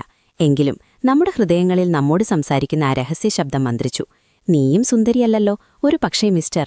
എനിക്കെല്ലാം നന്നായി ഓർമ്മയുണ്ടായിരുന്നു. അദ്ദേഹത്തിന്റെ വാക്കുകളും നോട്ടവും സ്വരവും ആ നിമിഷം വീണ്ടും തെളിഞ്ഞുവന്നു. ഞാനിപ്പോൾ പഠനമുറിയിലായിരുന്നു. അടലെ ചിത്രം വരയ്ക്കുകയായിരുന്നു. ഞാൻ അവൾക്ക് മുകളിൽ കുനിഞ്ഞുനിന്ന് അവളുടെ പെൻസിൽ ചലിപ്പിക്കാൻ സഹായിച്ചു. അവൾ പറഞ്ഞു, ഗ്രേസ് പൂളിനെക്കുറിച്ച് ഞാൻ ചിന്തിച്ചുകൊണ്ടിരുന്ന ആ വെറുപ്പുളവാകുന്ന ചിന്തകൾ മനസ്സിൽ നിന്ന് മാറ്റാൻ ഞാൻ ശ്രമിച്ചു. അതെന്നിൽ അറപ്പുണ്ടാക്കി. ഞാൻ എന്നെ അവളുമായി താരതമ്യം ചെയ്തു. ഞങ്ങൾ വ്യത്യസ്തരാണെന്ന് എനിക്ക് തോന്നി. ബെസ്സി പറഞ്ഞത് ശരിയാണ്, ഞാനൊരു മാന്യയായ സ്ത്രീയാണ്. വൈകുന്നേരം അടുക്കുന്നു. ജനലിലൂടെ നോക്കി ഞാൻ പറഞ്ഞു, മിസ്റ്റർ എന്നതിനെക്കുറിച്ച് ഞാൻ ഒന്നും കേട്ടില്ല. സന്ധ്യയായപ്പോൾ അടലെ സോഫിക്കൊപ്പം കളിക്കാൻ പോയപ്പോൾ അദ്ദേഹത്തെ കാണാൻ ഞാൻ അതിയായി ആഗ്രഹിച്ചു. താഴെ മണി മുഴങ്ങുന്നത് ഞാൻ ശ്രദ്ധിച്ചു. ലിയ എന്തെങ്കിലും സന്ദേശവുമായി വരുന്നത് ഞാൻ കാത്തിരുന്നു. ചിലപ്പോൾ മിസ്റ്റർ റോസ്റ്ററുടെ കാൽപ്പെരുമാട്ടം കേൾക്കുന്നതായി എനിക്ക് തോന്നി. വാതിൽ തുറന്ന് അദ്ദേഹം വരുമെന്ന് പ്രതീക്ഷിച്ച് ഞാൻ വാതിലിലേക്ക് തിരിഞ്ഞു. വാതിൽ അടഞ്ഞു തന്നെയിരുന്നു. ഇരുട്ടുമാത്രം ജനലിലൂടെ അകത്തേക്ക് വന്നു. എങ്കിലും സമയം അധികമായിട്ടില്ല. അദ്ദേഹം പലപ്പോഴും 7 അല്ലെങ്കിൽ 8 മണിക്ക് എന്നെ വിളിക്കാറുണ്ട്. ഇപ്പോൾ 6 മണിയേ ആയിട്ടുള്ളൂ. ഇന്ന് അദ്ദേഹത്തോട് ഒരുപാട് കാര്യങ്ങൾ പറയാനുള്ളപ്പോൾ തീർച്ചയായും ഞാൻ നിരാശപ്പെടേണ്ടി വരില്ല. ഗ്രേസ് പൂളിനെക്കുറിച്ച് വീണ്ടും ചോദിക്കണമെന്നും അദ്ദേഹം എന്ത് മറുപടി നൽകുമെന്നും കേൾക്കണമെന്നും എനിക്കുണ്ടായിരുന്നു. കഴിഞ്ഞ രാത്രിയിലെ ആ ഭയാനകമായ ശ്രമം നടത്തിയത് അവളാണെന്ന് അദ്ദേഹം ശരിക്കും വിശ്വസിക്കുന്നുണ്ടോ എന്നെനിക്ക് വ്യക്തമായി ചോദിക്കണമായിരുന്നു. അങ്ങനെയാണെങ്കിൽ എന്തുകൊണ്ടാണ് അവളുടെ ദുഷ്ടത അദ്ദേഹം രഹസ്യമായി വെക്കുന്നത്? എന്റെ ആകാംക്ഷ അദ്ദേഹത്തെ ദേഷ്യം പിടിപ്പിക്കുമോ എന്നതെനിക്ക് പ്രശ്നമായിരുന്നില്ല. അദ്ദേഹത്തെ മാറി മാറി പ്രകോപിപ്പിക്കുന്നതിലും ശാന്തനാക്കുന്നതിലുമുള്ള സന്തോഷം എനിക്കറിയാമായിരുന്നു. അത് ഞാൻ ഏറെ ആസ്വദിച്ചിരുന്ന ഒന്നായിരുന്നു. പരിധി വിട്ടുപോകാതിരിക്കാൻ എന്റെ സഹജവാസന എപ്പോഴും എന്നെ സഹായിച്ചിരുന്നു. പ്രകോപനത്തിന്റെ അതിർവരമ്പ് ലംഘിക്കാൻ ഞാൻ ഒരിക്കലും തുനിഞ്ഞില്ലെങ്കിലും അതിന്റെ അങ്ങേയറ്റം വരെ പോയി എന്റെ കഴിവ് പരീക്ഷിക്കാൻ ഞാൻ ഇഷ്ടപ്പെട്ടിരുന്നു. ഒടുവിൽ ഗോവണിപ്പടിയിലൊരു കാൽപ്പെരുമാറ്റം കേട്ടു. ലിയ പ്രത്യക്ഷപ്പെട്ടു. എന്നാൽ മിസസ് ഫെയർഫാക്സിന്റെ മുറിയിൽ ചായ തയ്യാറാണെന്ന് അറിയിക്കാനാണ് അവൾ വന്നത്. താഴേക്ക് പോകാൻ കഴിഞ്ഞതിൽ സന്തോഷത്തോടെ ഞാൻ അങ്ങോട്ട് പോയി. കാരണം അത് മിസ്റ്റർ, നിങ്ങൾക്ക് ചായ വേണമായിരിക്കും. ഞാൻ ചെന്നപ്പോൾ ആ നല്ല സ്ത്രീ പറഞ്ഞു, ഉച്ചയ്ക്ക് നിങ്ങൾ വളരെ കുറച്ചേ കഴിച്ചുള്ളൂ. ഓ, എനിക്ക് കുഴപ്പമൊന്നുമില്ല. ഇന്ന് തെളിഞ്ഞ രാത്രിയാണ്, ജനലിലൂടെ നോക്കി അവർ പറഞ്ഞു. നക്ഷത്രങ്ങളില്ലെങ്കിലും. മിസ്റ്റർ റോസ്റ്റർ എമ്പെങ്കിലും പോയോ? ഓ, അദ്ദേഹം പ്രഭാതഭക്ഷണം കഴിഞ്ഞ ഉടനെ പോയി. 10 മൈൽ അകലെയുള്ള മിസ്റ്റർ എഷ്ടന്റെ സ്ഥലമായ ലീസിലേക്കാണ് അദ്ദേഹം പോയത്. ഇല്ല, നാളെയും വരില്ല. ഒരുപക്ഷേ ഒരാഴ്ചയോ അതിൽ കൂടുതലോ അവിടെ താമസിച്ചേക്കാം. ഇത്തരം പരിഷ്കാരികളായ ആളുകൾ ഒത്തുചേരുമ്പോൾ അവർക്ക് ചുറ്റും ആഡംബരവും സന്തോഷവും ഉണ്ടാകും. അവരെ രസിപ്പിക്കാൻ എല്ലാ സൗകര്യങ്ങളും ഉള്ളതുകൊണ്ട് അവർക്ക് പിരിയാൻ ധൃതിയുണ്ടാവില്ല. പ്രത്യേകിച്ച് പുരുഷന്മാർക്ക് ഇത്തരം സന്ദർഭങ്ങളിൽ വലിയ ആവശ്യക്കാരുണ്ടാകും. മിസസ് എഷ്ടനും അവരുടെ 3 പെൺമക്കളുമുണ്ട്. അവർ വളരെ മാന്യരായ യുവതികളാണ്. കൂടാതെ ബഹുമാന്യരായ ബ്ലാഞ്ചും മേരിയും ഗ്രാമമുണ്ട്. അവർ അതിസുന്ദരികളാണെന്നാണ് ഞാൻ കരുതുന്നത്.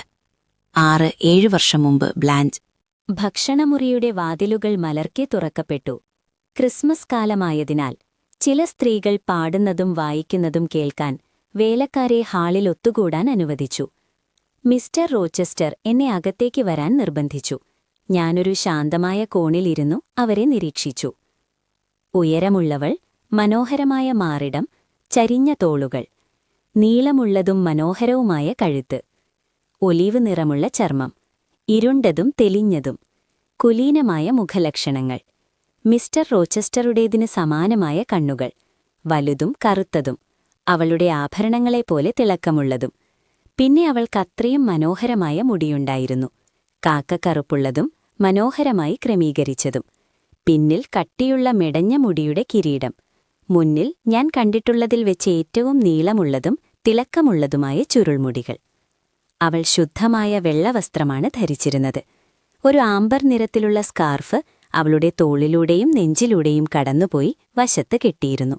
അതവളുടെ മുട്ടിനു താഴെ കുഞ്ചലങ്ങളുള്ള നീളമുള്ള അറ്റങ്ങളോടെ തൂങ്ങിക്കിടന്നു. അതെ, തീർച്ചയായും അവളുടെ സൗന്ദര്യത്തിനു മാത്രമല്ല, അവളുടെ കഴിവുകൾക്കും. പാടിയ സ്ത്രീകളിൽ ഒരാൾ അവളായിരുന്നു. ഒരു മാന്യൻ പിയാനോയിൽ അവളെ അനുഗമിച്ചു. അവളും മിസ്റ്റർ റോച്ചസ്റ്ററോ? ഓ, വളരെ സമ്പന്നനും ശക്തനുമായ ഒരാൾ. അവൾ അതിമനോഹരമായി പാടി. അത് കേൾക്കുന്നതൊരു വിരുന്നായിരുന്നു. പിന്നീട് അവൾ സംഗീതോപകരണം വായിക്കുകയും ചെയ്തു. എനിക്ക് സംഗീതത്തെക്കുറിച്ച് വലിയ അറിവില്ല, പക്ഷേ മിസ്റ്റർ, അങ്ങനെ തോന്നുന്നില്ല. അവൾക്കോ അവളുടെ സഹോദരിക്കോ വലിയ സ്വത്തുകളുണ്ടെന്ന് ഞാൻ കരുതുന്നില്ല. പക്ഷേ സമ്പന്നനായ ഒരു പ്രഭുവോ മാന്യനോ അവളിൽ താൽപ്പര്യം കാണിക്കാത്തതിൽ എനിക്ക് അത്ഭുതം തോന്നുന്നു. ഉദാഹരണത്തിന് മിസ്റ്റർ റോച്ചസ്റ്റർ. ഓ അതെ, പക്ഷേ പ്രായത്തിൽ വലിയ വ്യത്യാസമുണ്ടെന്ന് നിങ്ങൾക്കറിയാമല്ലോ മിസ്റ്റർ. അതിനെന്താ? ശരിയാണ്. എങ്കിലും മിസ്റ്റർ റോച്ചസ്റ്റർ അത്തരമൊരു ചിന്ത വച്ചു പുലർത്തുവെന്ന് എനിക്ക് തോന്നുന്നില്ല. ഇല്ല, എനിക്ക് ഭക്ഷണം കഴിക്കാൻ പറ്റാത്തത്ര ദാഹമുണ്ട്. മിസ്റ്റർ തമ്മിലുള്ള ഒരു കൂടിച്ചേരലിന്റെ സാധ്യതയെക്കുറിച്ച് ഞാൻ വീണ്ടും ചിന്തിക്കാൻ തുടങ്ങുകയായിരുന്നു. ഞാൻ പറഞ്ഞു, മിസ്റ്റർ റോച്ചസ്റ്ററുടെ പ്രിയപ്പെട്ടവളോ? അവനെ സന്തോഷിപ്പിക്കാനുള്ള കഴിവ് നിനക്കുണ്ടോ? നിനക്കവനിൽ എന്തെങ്കിലും പ്രാധാന്യമുണ്ടോ? പോ, നിന്റെ വിഡ്ഢിത്തം എന്നെ മടുപ്പിക്കുന്നു. ഒരു കുലീന കുടുംബത്തിലെ അംഗവും ലോകപരിചയമുള്ളവനുമായ ഒരു മാന്യൻ, ആശ്രിതയും തുടക്കക്കാരിയുമായ ഒരാളോട് കാണിച്ച അവ്യക്തമായ ചില താൽപ്പര്യങ്ങളിൽ നിന്ന് നീ സന്തോഷം കണ്ടെത്തിയോ? നിനക്കെങ്ങനെ ധൈര്യം വന്നു? സ്വന്തം താൽപ്പര്യം പോലും നിന്നെ വിവേകിയാക്കിയില്ലേ? നിന്റെ മുഖം മറച്ച് ലജ്ജിക്കൂ. അവൻ നിന്റെ കണ്ണുകളെ പുകഴ്ത്തി എന്തോ പറഞ്ഞു, അല്ലേ? അന്ധനായ നായ്ക്കുട്ടി, നിന്റെ മങ്ങിയ കൺബോളുകൾ തുറന്ന് നിന്റെ തന്നെ ശപിക്കപ്പെട്ട വിവേകശൂന്യതയിലേക്ക് നോക്കൂ. അതിനുശേഷം മിനുസമായ ഒരു ആനക്കൊമ്പ് കഷ്ണം എടുക്കുക. നിന്റെ ഡ്രോയിംഗ് ബോക്സിൽ ഒരെണ്ണം തയ്യാറായുണ്ട്. നിന്റെ പാലറ്റ് എടുക്കുക. ഏറ്റവും പുതിയതും മികച്ചതും തെളിഞ്ഞതുമായ നിറങ്ങൾ കലർത്തുക. നിന്റെ ഏറ്റവും മൃദുവായ ഒട്ടകരോമ ബ്രഷുകൾ തിരഞ്ഞെടുക്കുക. നിനക്ക് സങ്കൽപ്പിക്കാൻ കഴിയുന്ന ഏറ്റവും മനോഹരമായ മുഖം ശ്രദ്ധാപൂർവം വരയ്ക്കുക. മിസസ് ഫെയർഫാക്സ് ബ്ലാഞ്ച് ഇൻഗ്രാമിനെക്കുറിച്ച് നൽകിയ വിവരണമനുസരിച്ച് ഏറ്റവും മൃദുവായ നിഴലുകളിലും മധുരമായ വരകളിലും അത് പെയിന്റ് ചെയ്യുക. കാക്കക്കറുപ്പുള്ള ചുരുൾമുടികളും പൗരസ്ത്യ കണ്ണുകളും ഓർക്കുക. എന്ത്, നീ മിസ്റ്റർ റോച്ചസ്റ്ററെ ഒരു മാതൃകയായി വീണ്ടും കാണുന്നുവോ? അടങ്ങൂ. ഖേദമില്ല, വിവേകവും ദൃഢനിശ്ചയവും മാത്രമേ ഞാൻ സഹിക്കൂ. ഭാവിയിൽ എപ്പോഴെങ്കിലും മിസ്റ്റർ റോച്ചസ്റ്റർ നിന്നെക്കുറിച്ച് നല്ലത് വിചാരിക്കുന്നുവെന്ന് നിനക്ക് തോന്നിയാൽ ഈ 2 ചിത്രങ്ങളും എടുത്ത് താരതമ്യം ചെയ്യുക. പറയുക, മിസ്റ്റർ, ഞാൻ എന്റെ വാക്കുപാലിച്ചു. ക്രയോണുകൾ ഉപയോഗിച്ച് എന്റെ സ്വന്തം ചിത്രം വരയ്ക്കാൻ 1-2 മണിക്കൂർ മതിയായിരുന്നു. 2 ആഴ്ചയ്ക്കുള്ളിൽ സങ്കൽപ്പികയായ ബ്ലാഞ്ച് ഇൻഗ്രാമിന്റെ ആനക്കൊമ്പിൽ തീർത്തൊരു ലഘുചിത്രം ഞാൻ പൂർത്തിയാക്കി. അത് മതിയായ മനോഹരമായൊരു മുഖമായിരുന്നു. ചോക്കിൽ വരച്ച യഥാർത്ഥ തലയുമായി താരതമ്യം ചെയ്യുമ്പോൾ ആ വ്യത്യാസം ആത്മനിയന്ത്രണം ആഗ്രഹിക്കുന്നത്ര വലുതായിരുന്നു. അധികം വൈകാതെ എന്റെ വികാരങ്ങളെ കീഴ്പ്പെടുത്താൻ ഞാൻ സ്വീകരിച്ച ഈ ആരോഗ്യകരമായ അച്ചടക്കത്തിന്റെ പേരിൽ എന്നെ തന്നെ അഭിനന്ദിക്കാൻ എനിക്ക് കാരണമുണ്ടായി. ഇതിന് നന്ദി. തുടർന്നുള്ള സംഭവങ്ങളെ മാന്യമായ ശാന്തതയോടെ നേരിടാൻ എനിക്ക് കഴിഞ്ഞു. ഞാൻ തയ്യാറെടുത്തിരുന്നില്ലെങ്കിൽ പുറമേ പോലും ആ ശാന്തത നിലനിർത്താൻ എനിക്ക് കഴിയുമായിരുന്നില്ല. അധ്യായം 17 1/6. ഒരാഴ്ച കടന്നുപോയി. മിസ്റ്റർ റോച്ചസ്റ്ററെക്കുറിച്ച് ഒരു വാർത്തയും വന്നില്ല. 10 ദിവസമായിട്ടും അദ്ദേഹം വന്നില്ല. ലീസിൽ നിന്ന് അദ്ദേഹം നേരിട്ട് ലണ്ടനിലേക്കും അവിടെ നിന്ന് യൂറോപ്പിലേക്കും പോകുകയും അടുത്ത 1 വർഷത്തേക്ക് തോൺഫീൽഡിൽ മുഖം കാണിക്കാതിരിക്കുകയും ചെയ്താൽ താൻ അത്ഭുതപ്പെടില്ലെന്ന് മിസ്സിസ് ഫെയർഫാക്സ് പറഞ്ഞു. ഇതിനു മുമ്പും പലപ്പോഴും അദ്ദേഹം ഇത്തരത്തിൽ പെട്ടെന്നും അപ്രതീക്ഷിതമായും ഇവിടെ നിന്ന് പോയിട്ടുണ്ട്. ഇത് കേട്ടപ്പോൾ എന്റെ ഉള്ളിൽ ഒരു വിചിത്രമായ തണുപ്പും ഹൃദയമിടിപ്പും അനുഭവപ്പെടാൻ തുടങ്ങി. നിരാശയുടെ ഒരു അസ്വസ്ഥത എന്നെ കീഴ്പ്പെടുത്താൻ ഞാൻ അനുവദിക്കുകയായിരുന്നു. എന്നാൽ എന്റെ വിവേകം വീണ്ടെടുത്ത് തത്വങ്ങൾ ഓർത്തെടുത്തുകൊണ്ട് ഞാൻ ഉടൻ തന്നെ എന്റെ വികാരങ്ങളെ നിയന്ത്രിച്ചു. ആ താൽക്കാലികമായ അബദ്ധത്തെ ഞാൻ എത്ര പെട്ടെന്നാണ് അതിജീവിച്ചതെന്നത് അത്ഭുതകരമായിരുന്നു. മിസ്റ്റർ റോച്ചസ്റ്ററുടെ നീക്കങ്ങൾ എനിക്ക് വലിയ താൽപ്പര്യമുള്ള കാര്യമാണെന്ന് കരുതിയ ആ തെറ്റ് ഞാൻ തിരുത്തി. ഒരടിമയെപ്പോലെ ഞാൻ താഴ്ന്നവളാണെന്ന ചിന്തയോടെയല്ല ഞാൻ എന്നെ തന്നെ താഴ്ത്തിയത്. മറിച്ച് ഞാൻ എന്നോട് തന്നെ പറഞ്ഞു, തോൺഫീൽഡിലെ യജമാനനുമായി നിനക്ക് യാതൊരു ബന്ധവുമില്ല. അദ്ദേഹം തന്റെ സംരക്ഷണയിലുള്ള കുട്ടിയെ പഠിപ്പിക്കുന്നതിന് നൽകുന്ന ശമ്പളം വാങ്ങുന്നതിനും നിന്റെ കടമകൾ കൃത്യമായി ചെയ്താൽ അദ്ദേഹത്തിൽ നിന്ന് ലഭിക്കാൻ നിനക്ക് അവകാശമുള്ള ആദരവിനും ദയയുള്ള പെരുമാറ്റത്തിനും നന്ദിയുള്ളവളായിരിക്കുക എന്നതിനുമപ്പുറം നിനക്കും അദ്ദേഹത്തിനുമിടയിൽ അദ്ദേഹം ഗൗരവമായി അംഗീകരിക്കുന്ന ഒരേയൊരു ബന്ധം ഇതാണെന്ന് ഉറപ്പിച്ചു വിശ്വസിക്കുക. അതിനാൽ നിന്റെ ഉദാത്തമായ വികാരങ്ങളുടെയോ ആവേശത്തിന്റെയോ വേദനകളുടെയോ ഒക്കെ ലക്ഷ്യമായി അദ്ദേഹത്തെ മാറ്റരുത്. മിസ്റ്റർ റോച്ചസ്റ്റർ പോയിട്ട് 2 ആഴ്ചയിലധികമായിരുന്നു. അപ്പോഴാണ് തപാൽ വഴി മിസ്സസ് കത്ത് കൊണ്ടുവന്നത്. ഇത് യജമാനനിൽ നിന്നാണ്. വിലാസം നോക്കിക്കൊണ്ട് അവർ പറഞ്ഞു. അവർ മുദ്ര പൊട്ടിച്ച് കത്ത് മായ്ക്കുമ്പോൾ ഞാൻ എന്റെ കോഫി കുടിച്ചുകൊണ്ടിരുന്നു. ഞങ്ങൾ പ്രഭാതഭക്ഷണം കഴിക്കുകയായിരുന്നു. അത് ചൂടുള്ളതായിരുന്നു. എന്റെ മുഖത്ത് പെട്ടെന്നുണ്ടായ ആ ചുവപ്പിന് കാരണം ആ ചൂടാണെന്ന് ഞാൻ കരുതി. ശരി, ചിലപ്പോൾ നമ്മൾ ഇവിടെ അധികം ബഹളങ്ങളില്ലാതെ കഴിയുകയാണെന്ന് എനിക്ക് തോന്നാറുണ്ട്. എന്നാൽ ഇപ്പോൾ നമുക്ക് നല്ല തിരക്കായിരിക്കും, കുറച്ചു കാലത്തേക്കെങ്കിലും, മിസ്സിസ് പറഞ്ഞു. ഒരു വിശദീകരണം ചോദിക്കുന്നതിനു മുമ്പ് അഡലിന്റെ അഴഞ്ഞുപോയ വസ്ത്രത്തിന്റെ ചരട് ഞാൻ കെട്ടിക്കൊടുത്തു. അവൾക്ക് ഒരു ബൺ കൂടി നൽകുകയും അവളുടെ കപ്പിൽ പാൽ നിറയ്ക്കുകയും ചെയ്ത ശേഷം ഞാൻ നിസ്സംഗതയോടെ ചോദിച്ചു, മിസ്റ്റർ? അതെ, അദ്ദേഹം വരുന്നുണ്ട്. 3 ദിവസത്തിനുള്ളിൽ. അടുത്ത വ്യാഴാഴ്ച എത്തുമെന്നാണ് അദ്ദേഹം പറയുന്നത്. തനിച്ചല്ല വരുന്നത്. പിന്നെ മിസ്സിസ്? അവർ പ്രവചിച്ചതുപോലെ ആ 3 ദിവസങ്ങൾ നല്ല തിരക്കുള്ളതായിരുന്നു. തോൺഫീൽഡിലെ എല്ലാ മുറികളും മനോഹരമായി വൃത്തിയാക്കിയതും ക്രമീകരിച്ചതുമാണെന്ന് ഞാൻ കരുതിയിരുന്നത്. എന്നാൽ എനിക്ക് തെറ്റിയെന്ന് മനസ്സിലായി. സഹായിക്കാൻ 3 സ്ത്രീകളെ കൂടി കൊണ്ടുവന്നു. അത്തരമൊരു ഉരച്ചു കഴുകലും ബ്രഷ് ചെയ്യലും പെയിന്റ് കഴുകലും പരവതാണികൾ തല്ലി വൃത്തിയാക്കലും ചിത്രങ്ങൾ ഇറക്കി വെക്കുന്നതും തിരികെ തൂക്കുന്നതും കണ്ണാടികളും തൂക്കുവിളക്കുകളും മിനുക്കുന്നതും കിടപ്പുമുറികളിൽ തീ കത്തിക്കുന്നതും വിരിപ്പുകളും തൂവൽ മെത്തകളും അടുപ്പിലെ ചൂടിൽ ഉണക്കിയെടുക്കുന്നതും ഞാൻ അതിനു മുമ്പോ ശേഷമോ കണ്ടിട്ടില്ല. ഇതിനിടയിൽ അടൽ ആകെ ആവേശത്തിലായിരുന്നു. അതിഥികൾ വരാനുള്ള ഒരുക്കങ്ങളും അവരുടെ വരവും അവളെ അത്യന്തം സന്തോഷിപ്പിച്ചു. അവളുടെ വസ്ത്രങ്ങളെല്ലാം പരിശോധിക്കാൻ അവൾ സോഫിയെ നിർബന്ധിച്ചു. പഴയവ മിനുക്കിയെടുക്കാനും പുതിയവ ക്രമീകരിക്കാനും അവൾ ആവശ്യപ്പെട്ടു. അവളെ സംബന്ധിച്ചിടത്തോളം മുൻവശത്തെ മുറികളിലൂടെ ഓടി നടക്കുക, കട്ടിലുകളിലേക്ക് ചാടിക്കയറുകയും ഇറങ്ങുകയും ചെയ്യുക, വലിയ അടുപ്പുകളിൽ തീ കത്തുമ്പോൾ അതിഥികൾക്ക് മുന്നിൽ മെത്തകളിലും തലയിണകളിലും കിടക്കുക എന്നതല്ലാതെ മറ്റൊന്നും അവൾ ചെയ്തില്ല. പഠനത്തിൽ നിന്ന് അവൾക്ക് അവധി നൽകിയിരുന്നു. മിസ്സസ് വ്യാഴാഴ്ച ഉച്ച കഴിഞ്ഞ് 6 മണിക്ക് അത്താഴത്തിന് സമയത്താണ് അതിഥികൾ എത്തുമെന്ന് പ്രതീക്ഷിച്ചിരുന്നത്. ഇടയിലുള്ള സമയത്ത് മിഥ്യാധാരണകൾ വെച്ചുപുലർത്താൻ എനിക്ക് സമയമില്ലായിരുന്നു. അടലൊഴികെ മറ്റാരെയും പോലെ ഞാനും സജീവവും സന്തോഷവതിയുമായിരുന്നു എന്ന് ഞാൻ വിശ്വസിക്കുന്നു. എങ്കിലും ഇടയ്ക്കിടെ എന്റെ സന്തോഷത്തിനൊരു മങ്ങലേൽക്കാറുണ്ടായിരുന്നു. എന്റെ ആഗ്രഹത്തിന് വിരുദ്ധമായി ഞാൻ സംശയങ്ങളിലേക്കും ദുസ്സൂചനകളിലേക്കും ഇരുണ്ട ചിന്തകളിലേക്കും തള്ളപ്പെട്ടു. 3-ാം നിലയിലെ ഗോവണിയുടെ വാതിൽ അടുത്ത കാലത്തായി അത് എപ്പോഴും പൂട്ടിയിടാറായിരുന്നു. പതുക്കെ തുറക്കുന്നതും വൃത്തിയുള്ള തൊപ്പിയും വെള്ള ഏപ്രോണും തൂവാലയും ധരിച്ച് ഗ്രേസ് പൂൾ പുറത്തേക്ക് വരുന്നതും കാണുമ്പോഴായിരുന്നു അത്. അവൾ നിശബ്ദമായി ഗാലറിയിലൂടെ നടന്നുപോകുന്നതും അവളുടെ നിശബ്ദമായ നടത്തം ഒരു തുണിച്ചെരിപ്പിൽ ഒതുങ്ങുന്നതും ഞാൻ ശ്രദ്ധിച്ചു. തിരക്കുള്ളതും ആകെ താറുമാറായതുമായ കിടപ്പുമുറികളിലേക്ക് നോക്കി അവിടെ ജോലി ചെയ്യുന്ന സ്ത്രീയോട് ഒരടുപ്പെങ്ങനെ മിനുക്കണമെന്നോ മാർബിൾ അലങ്കാരപ്പണികൾ എങ്ങനെ വൃത്തിയാക്കണമെന്നോ പേപ്പർ ഒട്ടിച്ച ചുവരുകളിൽ നിന്ന് കറകൾ എങ്ങനെ നീക്കം ചെയ്യണമെന്നോ ഒരു വാക്ക് പറയുന്നതും പിന്നീട് കടന്നുപോകുന്നതും ഞാൻ കണ്ടു. അവൾ ദിവസത്തിലൊരിക്കൽ അടുക്കളയിലേക്കിറങ്ങിവരും, ഭക്ഷണം കഴിക്കും, അടുപ്പിനടുത്തിരുന്ന് പുക വലിക്കും, എന്നിട്ട് തന്റെ മധ്യപാത്രവുമായി തന്റെ ആശ്വാസത്തിനായി തന്റെ ഇരുണ്ട മുറിയിലേക്ക് മടങ്ങും.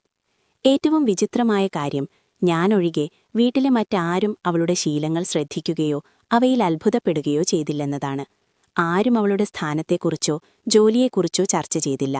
ആരും അവളുടെ ഏകാന്തതയിൽ പരിതപിച്ചില്ല. ഒരിക്കൽ ലിയയും ഒരു ശുചീകരണ തൊഴിലാളിയും തമ്മിൽ ഗ്രേസിനെക്കുറിച്ച് സംസാരിക്കുന്നത് ഞാൻ കേട്ടു.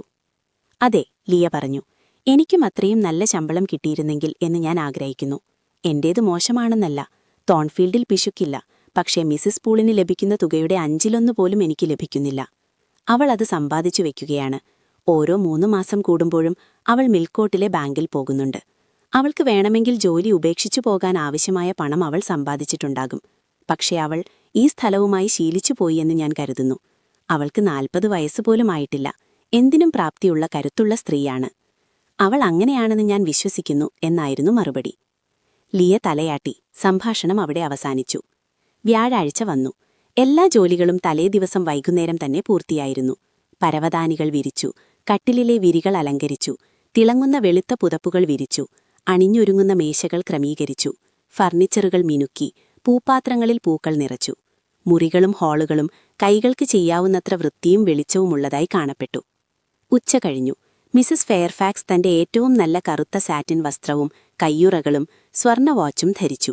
അതിഥികളെ സ്വീകരിക്കുക, സ്ത്രീകളെ അവരുടെ മുറികളിലേക്ക് നയിക്കുക തുടങ്ങിയവ അവരുടെ ചുമതലയായിരുന്നു. അടലും വസ്ത്രം മാറി തയ്യാറായി. അന്നത്തെ ദിവസം അവളെ അതിഥികൾക്ക് പരിചയപ്പെടുത്താൻ സാധ്യത കുറവാണെന്നെനിക്ക് തോന്നിയിരുന്നെങ്കിലും അവളെ സന്തോഷിപ്പിക്കാൻ സോഫി അവളെ ഒരു ചെറിയ മസ്ലിൻ വസ്ത്രം ധരിപ്പിക്കാൻ ഞാൻ അനുവദിച്ചു. അത് ശാന്തമായ ഒരു വസന്തകാല ദിവസമായിരുന്നു. മാർച്ച് അവസാനമോ ഏപ്രിൽ ആദ്യമോ വേനൽക്കാലത്തിന്റെ വരവറിയിച്ചുകൊണ്ട് ഭൂമിയിൽ പ്രകാശിച്ചു നിൽക്കുന്ന അത്തരം ദിവസങ്ങളിലൊന്ന്. നേരം വൈകുന്നു. വസ്ത്രത്തിന്റെ ശബ്ദത്തോടെ അകത്തേക്ക് വന്നുകൊണ്ട് മിസസ് ഫെയർഫാക്സ് പറഞ്ഞു, മിസ്റ്റർ റോച്ചസ്റ്റർ പറഞ്ഞ സമയത്തിന് 1 മണിക്കൂർ കഴിഞ്ഞ് അത്താഴം തയ്യാറാക്കാൻ പറഞ്ഞത് നന്നായി. ഇപ്പോൾ 6 മണി കഴിഞ്ഞു. അവർ ജനാലയ്ക്കൽ പോയി. അവർ പറഞ്ഞു, അവർ വരുന്നുണ്ട് മാഡം എന്നായിരുന്നു മറുപടി. അടൽ ജനാലയ്ക്കൽ ഓടിയെത്തി.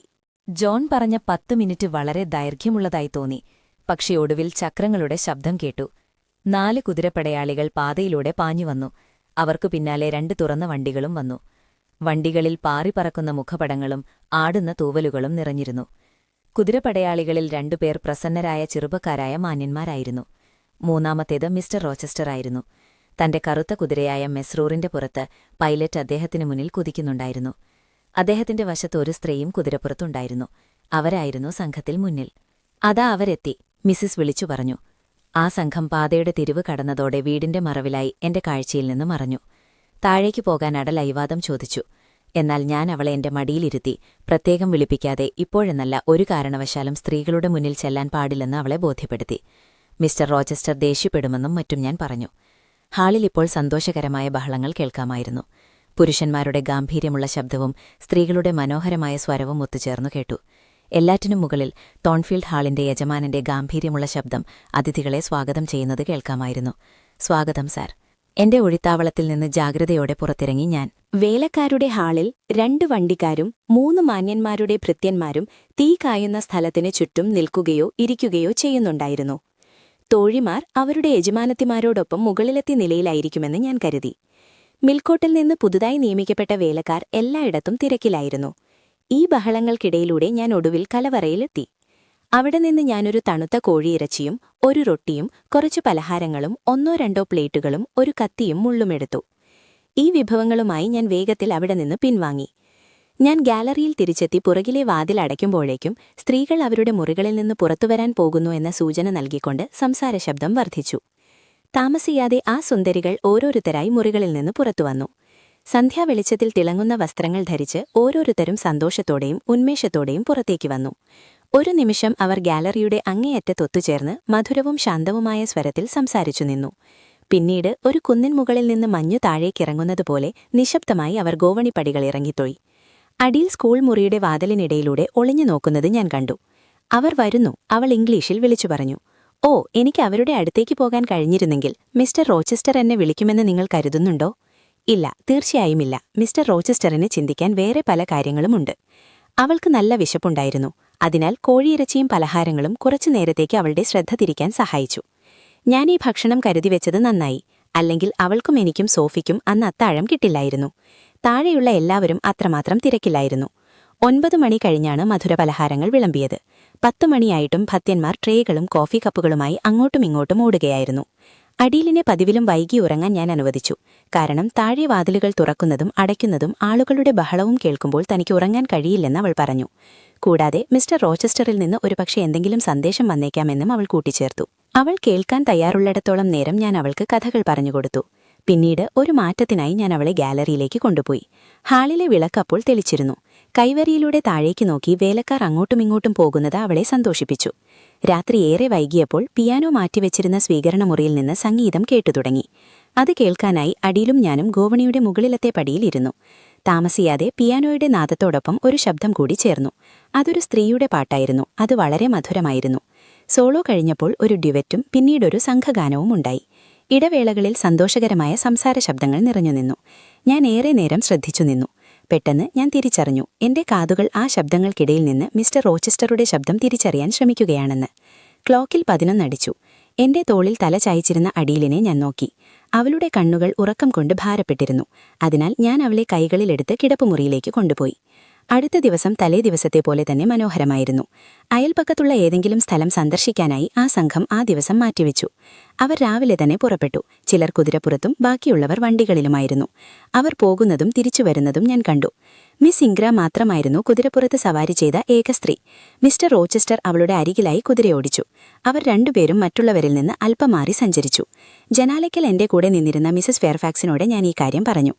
അവർ വിവാഹിതരാകാൻ സാധ്യതയില്ലെന്ന് നിങ്ങൾ പറഞ്ഞു. ഞാൻ പറഞ്ഞു, പക്ഷേ മിസ്റ്റർ റോച്ചസ്റ്റർ അവളെ എത്രമാത്രം ശ്രദ്ധിക്കുന്നുണ്ടെന്ന് നോക്കൂ. നിങ്ങളിന്ന് വൈകുന്നേരം അവളെ കാണും, മിസസ് ഫെയർഫാക്സ് മറുപടി പറഞ്ഞു. അടീലിന് ആ സ്ത്രീകളെ പരിചയപ്പെടാൻ വലിയ ആഗ്രഹമുണ്ടെന്ന് ഞാൻ മിസ്റ്റർ റോച്ചസ്റ്ററോട് പറഞ്ഞു. അപ്പോൾ അദ്ദേഹം പറഞ്ഞു, ഓ, വൈകുന്നേരം അവളെ സ്വീകരണമുറിയിലേക്ക് കൊണ്ടുവരൂ.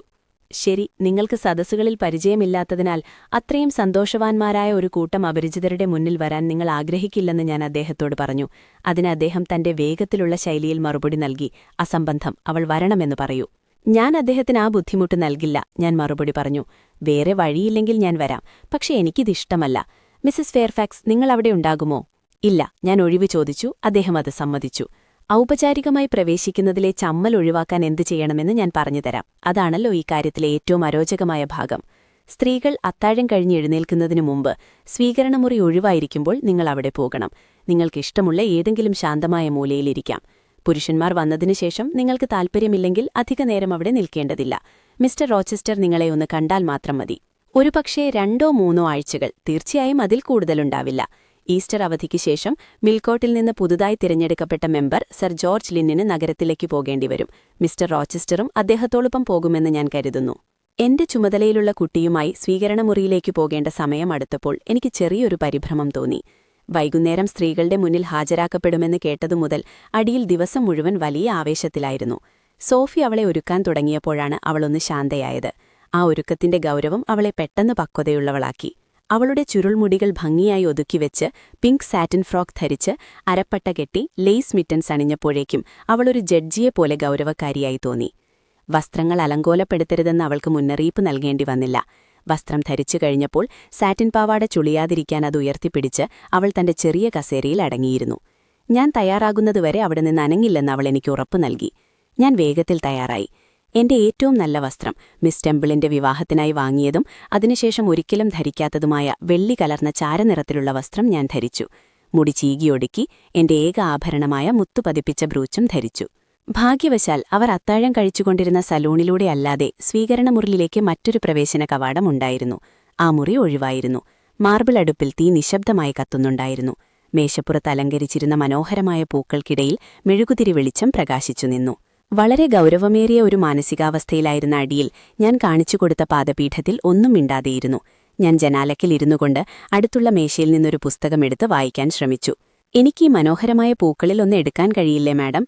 ഞാനൊരു പാത്രത്തിൽ നിന്നൊരു റോസാപ്പൂ എടുത്ത് അവളുടെ അരപ്പട്ടയിൽ കുത്തിക്കൊടുത്തു. തന്റെ സന്തോഷം പൂർണ്ണമായതുപോലെ അവൾ സംതൃപ്തിയോടെ ഒരു നെടുവീർപ്പിട്ടു. അവർ 8 പേരേ ഉണ്ടായിരുന്നുള്ളൂ. എങ്കിലും അവർ കൂട്ടമായി അകത്തേക്ക് വന്നപ്പോൾ വലിയൊരു സംഘമാണെന്ന് തോന്നലുണ്ടാക്കി. അവരിൽ ചിലർ നല്ല ഉയരമുള്ളവരായിരുന്നു. പലരും വെള്ളവസ്ത്രമാണ് ധരിച്ചിരുന്നത്. അവരുടെ വസ്ത്രങ്ങളുടെ വിസ്തൃതി മഞ്ഞ ചന്ദ്രനെ വലുതാക്കി കാണിക്കുന്നതുപോലെ അവരെ കൂടുതൽ ഗാംഭീര്യമുള്ളവരാക്കി തോന്നിപ്പിച്ചു. വെള്ള തൂവലുകളുള്ള പക്ഷിക്കൂട്ടത്തെ ഓർമ്മിപ്പിക്കും വിധം അവർ മുറിയിലാകെ പടർന്നു. ചിലർ സോഫകളിലും ഓട്ടമനുകളിലും ചാരിയിരുന്നു. ചിലർ മേശകൾക്ക് മുകളിൽ കുനിഞ്ഞ് പൂക്കളും പുസ്തകങ്ങളും പരിശോധിച്ചു. ബാക്കിയുള്ളവർ തീ കായുന്ന സ്ഥലത്തിനു ചുറ്റും ഒത്തുകൂടി. അവരെല്ലാവരും താഴ്ന്ന എന്നാൽ വ്യക്തമായ സ്വരത്തിലാണ് സംസാരിച്ചിരുന്നത്. അതവർക്ക് ശീലമായിരുന്നു. ആദ്യം മിസസ് എഷ്ടണും അവരുടെ 2 പെൺമക്കളുമായിരുന്നു. അവർ പണ്ട് സുന്ദരിയായിരുന്നു എന്ന് വ്യക്തമായിരുന്നു. ഇപ്പോഴും അത് നിലനിർത്തുന്നുണ്ട്. അവരുടെ മക്കളിൽ മൂത്തവളായ ആമി അല്പം കുറിയവളായിരുന്നു. മുഖത്തും പെരുമാറ്റത്തിലും നിഷ്കളങ്കതയും കുട്ടിക്കാലത്തെ ഭാവവുമുള്ളവൾ, ആകർഷകമായ രൂപവുമുള്ളവൾ. അവളുടെ വെള്ള മസ്ലിൻ വസ്ത്രവും നീല അരപ്പട്ടയും അവൾക്ക് നന്നായി ചേരുന്നുണ്ടായിരുന്നു. കേണൽ ഡെന്റിന്റെ ഭാര്യ അത്ര ആഡംബരമുള്ളവളായിരുന്നില്ല. എങ്കിലും കൂടുതൽ മാന്യതയുള്ളവളായി എനിക്ക് തോന്നി. മെലിഞ്ഞ ശരീരപ്രകൃതിയും വിളറിയ ശാന്തമായ മുഖവും സ്വർണ്ണനിറമുള്ള മുടിയുമായിരുന്നു അവർക്ക്. എന്നാൽ ആ കൂട്ടത്തിൽ ഏറ്റവും ശ്രദ്ധേയരായ 3 പേർ, ഒരുപക്ഷേ ഏറ്റവും മിക്ക ആളുകളും അവളെ അവളുടെ പ്രായത്തിലുള്ള ഒരു ഉജ്ജ്വലയായ സ്ത്രീയെന്ന് വിളിക്കുമായിരുന്നു. ശാരീരികമായി പറഞ്ഞാൽ അവൾ അങ്ങനെ തന്നെയായിരുന്നു. എന്നാൽ അവളുടെ ഭാവത്തിലും മുഖത്തും അസഹനീയമായ അഹങ്കാരത്തിന്റെ ഒരു ഭാവമുണ്ടായിരുന്നു. അവൾക്ക് റോമൻ സവിശേഷതകളും ഒരു തൂൺ പോലെയുള്ള കഴുത്തിലേക്ക് മറയുന്ന ഇരട്ടത്താടിയും ഉണ്ടായിരുന്നു. ഈ സവിശേഷതകൾ എനിക്ക് വീർത്തതും ഇരുണ്ടതുമായി മാത്രമല്ല, അഹങ്കാരത്താൽ ചുളിവുകൾ വീണതായും തോന്നി. അവളുടെ താടി അസ്വാഭാവികമായ നിവർന്നു നിൽക്കുന്ന രീതിയിലായിരുന്നു. അതുപോലെ അവൾക്ക് കഠിനവും ക്രൂരവുമായ കണ്ണുകളുണ്ടായിരുന്നു. അതെന്നെ മിസസ് റീഡിന്റെ കണ്ണുകളെ ഓർമ്മിപ്പിച്ചു. സംസാരിക്കുമ്പോൾ അവൾ വാക്കുകൾ ചവച്ചരച്ചു. അവളുടെ ശബ്ദം ഗംഭീരവും ആധികാരികവും ചുരുക്കത്തിൽ അസഹനീയവുമായിരുന്നു. ബ്ലാഞ്ചും മേരിയും ഒരേ ഉയരമുള്ളവരായിരുന്നു, പോപ്ലർ മരങ്ങളെപ്പോലെ നേരെയും ഉയരമുള്ളവരും. മേരി അവളുടെ ഉയരത്തിനനുസരിച്ചുള്ള വണ്ണമില്ലാത്തവളായിരുന്നു, എന്നാൽ ബ്ലാഞ്ച് ഒരു ഡയാനയെപ്പോലെ രൂപപ്പെട്ടവളായിരുന്നു. തീർച്ചയായും ഞാൻ അവളെ പ്രത്യേക താൽപ്പര്യത്തോടെ നോക്കി. ഒന്നാമതായി, അവളുടെ രൂപം മിസ്സസിന്റെ വിവരണവുമായി പൊരുത്തപ്പെടുന്നുണ്ടോ എന്നും അത് മിസ്റ്ററിന് അനുയോജ്യമാണോ എന്നും കാണാൻ ഞാൻ ആഗ്രഹിച്ചു. വ്യക്തിത്വത്തിന്റെ കാര്യത്തിൽ എന്റെ സങ്കല്പത്തോടും മിസ്സസ് ഫെയർഫാക്സിന്റെ വിവരണത്തോടും അവൾ ഓരോ പോയിന്റിലും പൊരുത്തപ്പെട്ടു. ഗംഭീരമായ മാറിടം, ചരിഞ്ഞ തോളുകൾ, മനോഹരമായ കഴുത്ത്, കറുത്ത കണ്ണുകൾ, കറുത്ത ചുരുൾമുടി എന്നിവയെല്ലാം അവിടെയുണ്ടായിരുന്നു. പക്ഷെ അവളുടെ മുഖം അവളുടെ അമ്മയുടേതിന് സമാനമായിരുന്നു. ചുളിവുകളില്ലാത്ത ഒരു യുവരൂപം, അതേ താഴ്ന്ന നെറ്റിത്തടം, അതേ ഉയർന്ന സവിശേഷതകൾ, അതേ അഹങ്കാരം. എന്നിരുന്നാലും അതത്രത്തോളം വിഷാദഭരിതമായ അഹങ്കാരമായിരുന്നില്ല. പ്രതിഭകൾക്ക് സ്വയം അവബോധമുണ്ടെന്ന് പറയപ്പെടുന്നു. മിസ് ഇൻഗ്രാം ഒരു പ്രതിഭയാണോ എന്നെനിക്ക് പറയാൻ കഴിയില്ല, പക്ഷേ അവൾക്ക് സ്വയം അവബോധമുണ്ടായിരുന്നു. തീർച്ചയായും ശ്രദ്ധേയമായ സ്വയം അവബോധം. അവൾ സൗമ്യയായ മിസ്സസ് ഡെന്റുമായി സസ്യശാസ്ത്രത്തെക്കുറിച്ചൊരു സംഭാഷണത്തിൽ ഏർപ്പെട്ടു. മിസ്സസ് ഡെന്റ് ആ ശാസ്ത്രം പഠിച്ചിട്ടില്ലെന്ന് തോന്നി. അവൾ പറഞ്ഞതുപോലെ അവൾക്ക് പൂക്കളെ ഇഷ്ടമായിരുന്നു, പ്രത്യേകിച്ച് കാട്ടുപൂക്കളെ. മിസ് ഇൻഗ്രാം അത് പഠിച്ചിരുന്നു. അവൾ അതിന്റെ പദാവലികൾ ഗമയോടെ നിരത്തി. അവൾ മിസ്സസ് ഡെന്റിനെ കളിയാക്കുകയാണെന്ന് നാട്ടുഭാഷയിൽ പറയുന്നതുപോലെ എനിക്ക് പെട്ടെന്ന് മനസ്സിലായി. അതായത് അവളുടെ അറിവില്ലായ്മ വെച്ച് കളിക്കുകയായിരുന്നു. അവളുടെ ആ കളി മിടുക്കുള്ളതായിരിക്കാം, പക്ഷെ അത് തീർച്ചയായും ദയയുള്ളതായിരുന്നില്ല. മേരിക്ക് ബ്ലാഞ്ചിനേക്കാൾ സൗമ്യവും തുറന്നതുമായ മുഖഭാവമായിരുന്നു. മൃദുവായ സവിശേഷതകളും കുറച്ചുകൂടി വെളുത്ത നിറവുമുണ്ടായിരുന്നു. മിസ് ഇൻഗ്രാം ഒരു സ്പെയിൻകാരിയെപ്പോലെ ഇരുണ്ടവളായിരുന്നു. പക്ഷെ മേരിക്ക് ജീവൻ കുറവായിരുന്നു. അവളുടെ മുഖത്ത് ഭാവങ്ങളോ കണ്ണുകളിൽ തിളക്കമോ ഇല്ലായിരുന്നു. അവൾക്കൊന്നും പറയാനുണ്ടായിരുന്നില്ല. ഒരിക്കൽ ഇരിപ്പിടത്തിലിരുന്നാൽ അവളൊരു പ്രതിമയെപ്പോലെ അനങ്ങാതെയിരുന്നു. മിസ്റ്റർ റോച്ചസ്റ്റർ തിരഞ്ഞെടുക്കാൻ സാധ്യതയുള്ള ഒരാളാണ് മിസ് ഇൻഗ്രാം എന്ന് ഇപ്പോൾ ഞാൻ കരുതുന്നുണ്ടോ? എനിക്ക് പറയാൻ കഴിഞ്ഞില്ല. സ്ത്രീ സൗന്ദര്യത്തിൽ അദ്ദേഹത്തിന്റെ അഭിരുചി എനിക്ക് അറിയില്ലായിരുന്നു. അദ്ദേഹത്തിന് ഗംഭീര്യം ഇഷ്ടമാണെങ്കിൽ അവൾ ഗംഭീര്യത്തിന്റെ പ്രതീകമായിരുന്നു. കൂടാതെ അവൾ കഴിവുള്ളവളും ഉന്മേഷവതിയുമായിരുന്നു. ലേഡി ലിൻ പറഞ്ഞു, "ഇത് മിസ്റ്ററാണ്." മിസ്സസ് ഡെന്റ് ദയയോടെ അവളുടെ കൈ പിടിക്കുകയും ഒരു ഉമ്മ നൽകുകയും ചെയ്തു. പിന്നെ അവർ അവളെ ഒരു സോഫയിലേക്ക് വിളിച്ചു. അവിടെ അവൾ ഇപ്പോൾ അവർക്കിടയിലിരുന്ന് ഫ്രഞ്ചിലും മുറി ഇംഗ്ലീഷിലും മാറി മാറി സംസാരിക്കുന്നു. യുവതികളുടെ മാത്രമല്ല മിസ്സസിന്റെയും ശ്രദ്ധ അവൾ പിടിച്ചുപറ്റി. ഒടുവിൽ കാപ്പി കൊണ്ടുവന്നു പുരുഷന്മാരെ വിളിച്ചു. ഞാൻ നിഴലിലിരിക്കുന്നു. ഈ പ്രകാശപൂരിതമായ മുറിയിൽ എവിടെയെങ്കിലും നിഴലുണ്ടെങ്കിൽ ജനൽ തിരശീല എന്നെ പകുതി മറയ്ക്കുന്നു. വീണ്ടും കവാടം തുറക്കുന്നു. അവർ വരുന്നു. സ്ത്രീകളെപ്പോലെ തന്നെ പുരുഷന്മാരുടെ കൂട്ടായ രൂപവും വളരെ ഗംഭീരമാണ്.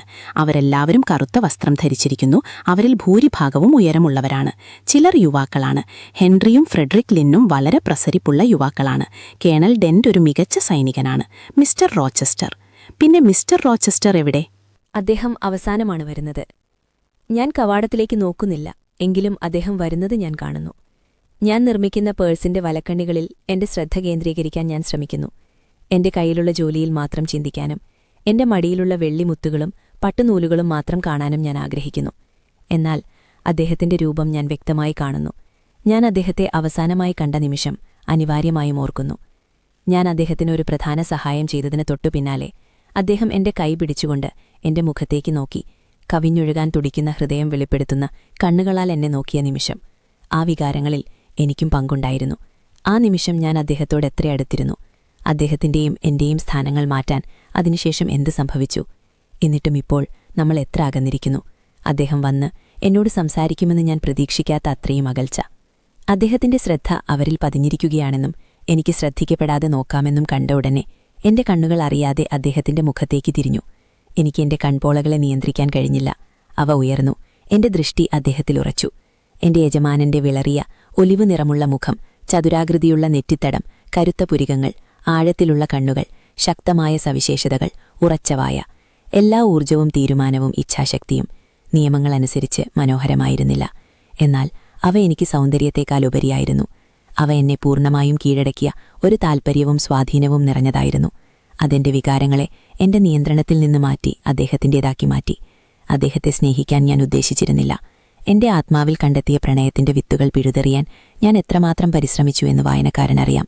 ഇപ്പോൾ അദ്ദേഹത്തെ വീണ്ടും കണ്ടപ്പോൾ അവ തനിയെ പച്ചപിടിക്കുകയും ശക്തമാവുകയും ചെയ്തു. ഞാൻ അദ്ദേഹത്തെ അതിഥികളുമായി താരതമ്യം ചെയ്തു. ലിൻമാരുടെ ആകർഷണീയതയോ ലോർഡ് ഇൻഗ്രാമിന്റെ മന്ദതയോ കേണൽ ഡെന്റിന്റെ സൈനിക പ്രൗഢിയോ അദ്ദേഹത്തിന്റെ സ്വാഭാവികമായ കരുത്തിനും യഥാർത്ഥ ശക്തിക്കും മുന്നിലെന്താണ്? അവരുടെ രൂപത്തോടോ ഭാവത്തോടോ എനിക്ക് സഹതാപം തോന്നിയില്ല.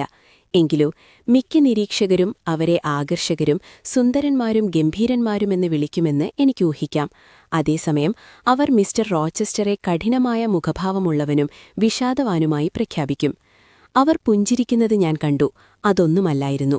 മെഴുകുതിരി വെളിച്ചത്തിന് അവരുടെ പുഞ്ചിരിയേക്കാൾ ആത്മാവുണ്ടായിരുന്നു. മണിമുഴക്കത്തിന് അവരുടെ ചിരിയേക്കാൾ അർത്ഥമുണ്ടായിരുന്നു. മിസ്റ്റർ റോച്ചസ്റ്റർ പുഞ്ചിരിക്കുന്നത് ഞാൻ കണ്ടു.